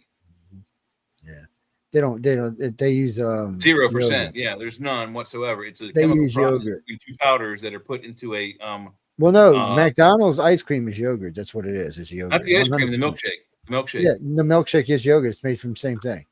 Yeah, McDonald's it's not- only there's serve no milk. they only serve yogurt. They don't serve any milk. So if you order a milkshake or you order a sundae, that ice cream is actually yogurt.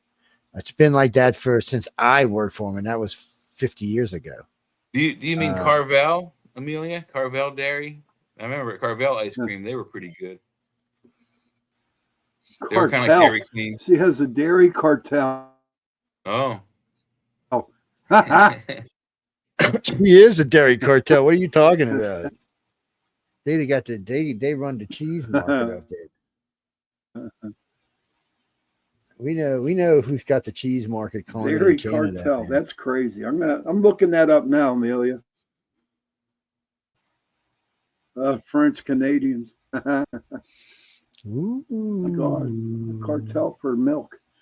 Yeah, see, I was always funny because when I was a general manager, wow, I haven't seen. Hey, calling him a long time. When I was GM for Mickey D's, I was funny. Same thing for Always Taco glad to Bell. help. I was funny because when you eat there, you want to eat good stuff. You don't want to be eating it. So what happened is the customers got lucky because I was eating there, so I ordered what I wanted to eat. So I'd always had 100% everything was real. And you know what? It didn't hurt my profit margin either because I knew how to run my store. Jeez. It's 1.5 for 2. It's Well, how much is 2 liters, Michelle? Sherry? Sherry, 2 liters of what? $5 for 2 liters of what? Milk. For $5. What the? Oh well, we don't sell liters down here. You get half a gallon, a quart. Hey, Google in gallons. How much is 2 liters? 2 Half a liters gallon. is equal to 0.528 liquid gallons. It's half a gallon. Half a gallon. $5 for half a gallon? Oh my God. Half a You're gallon. getting ripped the fuck Holy off. shit, man. You're getting ripped the fuck off. God, yes, you are. Jesus. Yeah, You are right really getting now, ripped off. even at the expensive stores down here, you get it for $2.22 a half a gallon, and if you go to like one of the regular grocery stores, probably about $1.89. Yeah, you're getting poo-pooed, man. For what you're paying for a half a gallon, you can get Yeah, a you gallon are. cheaper than that. Yeah. That's what we were paying for a gallon during COVID. Well, Canadians always get ripped off, but that's because y'all live in Canada. Yeah. And you Well, got a fucked up government. Just do they have different kind of cows up fucked up there? I don't know. government. Y'all have dairy. You must have cow farms up there. I'm hoping. Yeah. Because if they're importing all of their milk from America, then I can understand $5 a gallon. But if they have their own cow farms and dairy up there, then they shouldn't have that price. Yeah, I mean, why would it be that price? I don't understand that. Because everything's more expensive there. No, it's because people that have the cows are being dicks and gouging No, it's not everybody's just the prices. cows; it's the truck drivers and the grocery stores and the guy selling. So it to it's all of them. only in one. It's only in one province. That's why. Yeah. Government regulated. Jeremy, No, I made a stuffed ribeye not that long ago. I stuffed a ribeye with a shredded filet mignon and it was a mushroom azure sauce. I wish I had your money. That didn't cost hardly nothing. That was cheap. I'm surrounded by a couple of them too. I bought the rack of filet, which was I got eight 12-ounce fillets out of them. There might have been 14-ounce fillets. That cost me $33. Wow. And then that's about what it cost you at the steakhouses now for one person. Wow. They had ribeyes on sale for $9.99 a pound, so I bought almost a 2-pounder.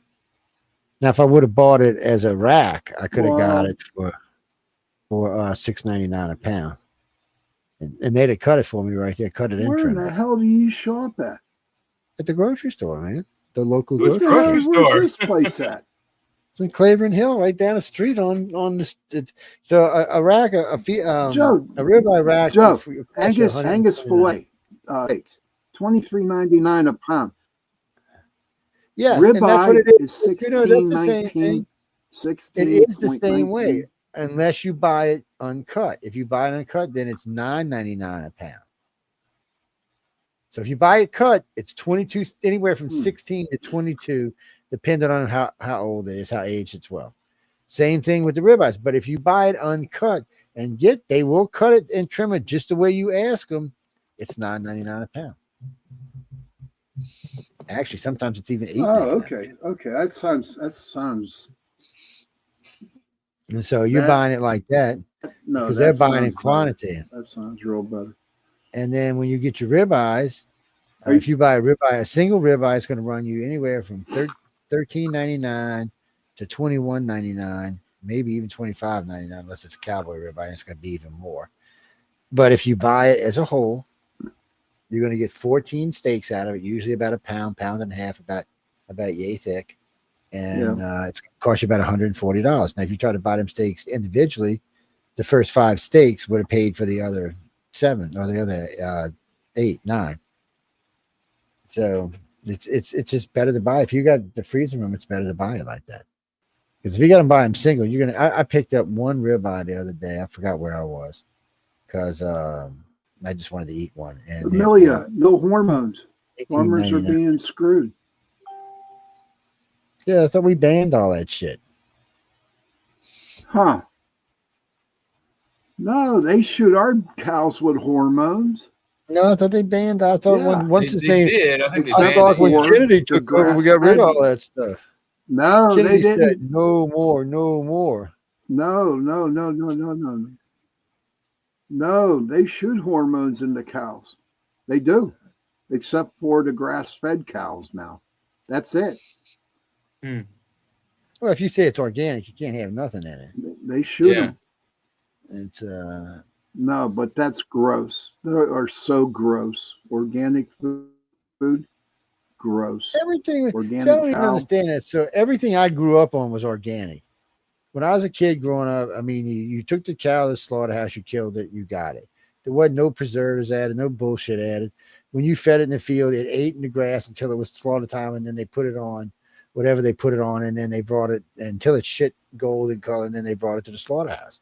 There was no fussing, no messing around with nothing, no GMOs, none of that crap was going on. Yeah, I never understood that whole organic thing. I was like, well, what isn't something that comes out of the ground organic anyway? And then it cracks me up when they charge you more for organic when it's way cheaper to produce organic. I mean, everything organic's cheaper. I mean, you're not even using pesticide. I mean, Jesus, man, you're not even using fertilizer. Not and even think about it, right? So it's farm raised. Okay, they're eating grass, but how about the bullshit that comes down from the sky? Do you know what I mean? Yeah. Well, it depends where you live. When they throw out the chemtrails. No, that also depends. Even if there wasn't chemtrails, all the vehicles, all the gases from our exhaust go into the atmosphere. They go into the rain clouds and they come back down. The more populous your city, the more smog your city has, the more of that kind of acid rain you're going to get. New York, California, Chicago, DC, places like that, Baltimore. Well, you know what I was experimenting with the other day? New types Amelia of barbecue says, sauce. yeah. I've been thinking about The new Heinz types of ketchup barbecue in sauce. Canada. Yeah, Heinz is everybody there is well, I can't say that on live air, but they're not good people. You know what? I just say you Canadians just need to just say fuck you, No, government. that Heinz was actually founded in the city of Pittsburgh. Yeah. Heinz and the chocolate people. Yeah, good stuff comes from Pittsburgh. Hershey. Yeah, good stuff comes from Pittsburgh. Hershey. Everything comes from And I'm Pittsburgh. liking Fetterman more every day. You Canadians Of course are you're weird. good people, Sherry. You Canadians are weird, man. Just like you Pittsburghians are weird, man. Y'all are all weird. Hey, you know what? Yeah, we are. I admit it. We're good, but we're a funny type of weird. We're good. Yes. Well, no, I've been watching Fetterman lately. Sherry, you are very good people. He's been interesting to watch lately. Fetterman has. He's not bad, man. No, it's been interesting to watch. Yeah. I've also been watching Trump playing with Carney. Poor Carney. I feel for Carney. He's like the yo-yo on the end of the rope or something. Well, everybody likes to do their chemicals, but you know. Here's the main difference between Canadian Heinz ketchup and United States ketchup. United States uses high fructose corn syrup, and Canada uses cane sugar. Good night, Amelia.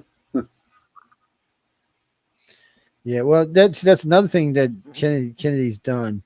So they're taking out all if it has to be natural food, calling us. They're getting rid of all this stuff.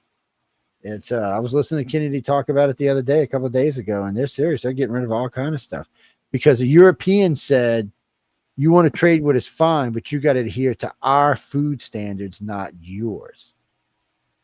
And theirs are much higher than ours. Right? It's good for us. It's a good thing for Americans. And it's going to be the same with the Canadians. So our go, it won't cost any more money, but it'll just be a matter of changing things. We got to go, Jimmy. Why? What do you got? We're already 8 minutes into another show. Yeah, darkly he calls or some shit. Through a glass darkly with Sean Hassan. Through the Satan's asshole he looks or some stuff. No, I'm just kidding. I like Sean. He's a good guy. No, we got to go. Any one last question, anybody? Amelia, are you getting sassy? See you, Amelia. I know where you live. I will come up there and cook with you. You better watch it.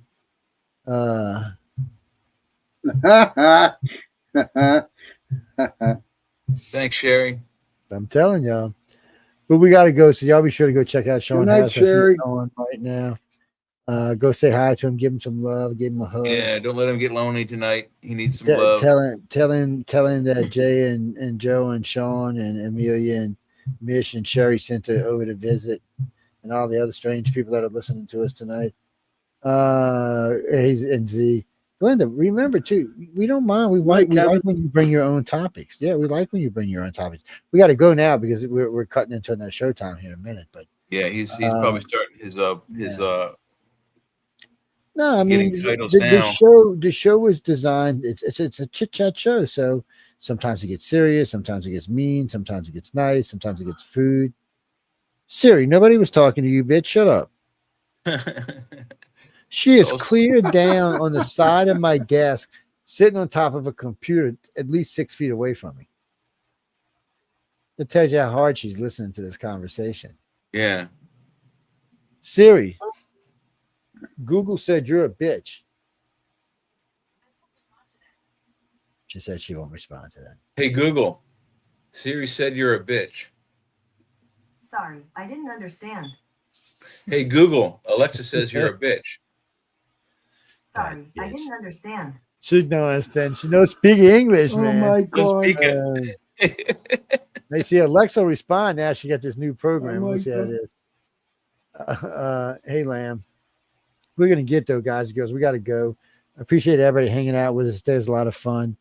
Remember, feel free to bring in your things, bring in your topics. Don't be scared to chat. Well, Sorry, I can't help you if your mom and your daddy's ugly. That just means you're probably ugly. And well, hey, that's not true. If y'all want to mess with your AI speakers and stuff at home, Alexa, Siri, Google, whatever, ask it who's winning the human race. It locks them up every time. Hey Google, who's winning the human race? She ain't talking to you. Hey Siri, did LSU win today? What? Oh my God, LSU lost to Vanderbilt. What a piece of crap football team. Boo, boo. That puts him out. You need a new football coach. You need a new Vanderbilt's up here in Pennsylvania, isn't it? Yeah, well, LSU don't usually lose to teams like Vanderbilt. Vanderbilt's not really even that good of a team. I don't know why they lost to it. But that's it for them. That's their second loss, so that's going to put them beat Alabama. Yeah, they beat everybody except for a couple weeks ago. They lost. Good night, everybody. And then now they lost to Vanderbilt, so they're pretty much out. I think they only got 2 games left, and those are hard ones. Anyway, guys and girls, we got to go. If you're an LSU fan, sorry to hear it. If you're a Saints fan, I don't even know what to tell you, poor people.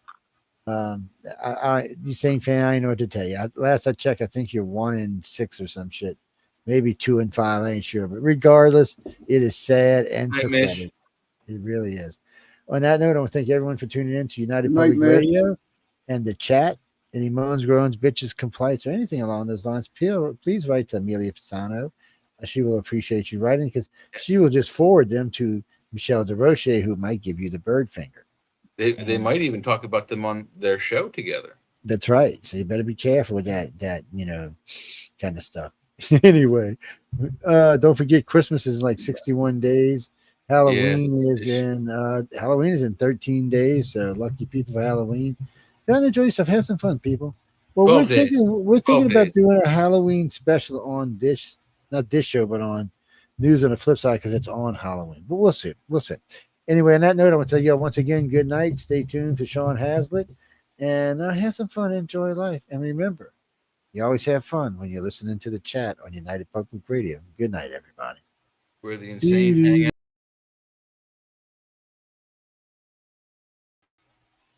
Say.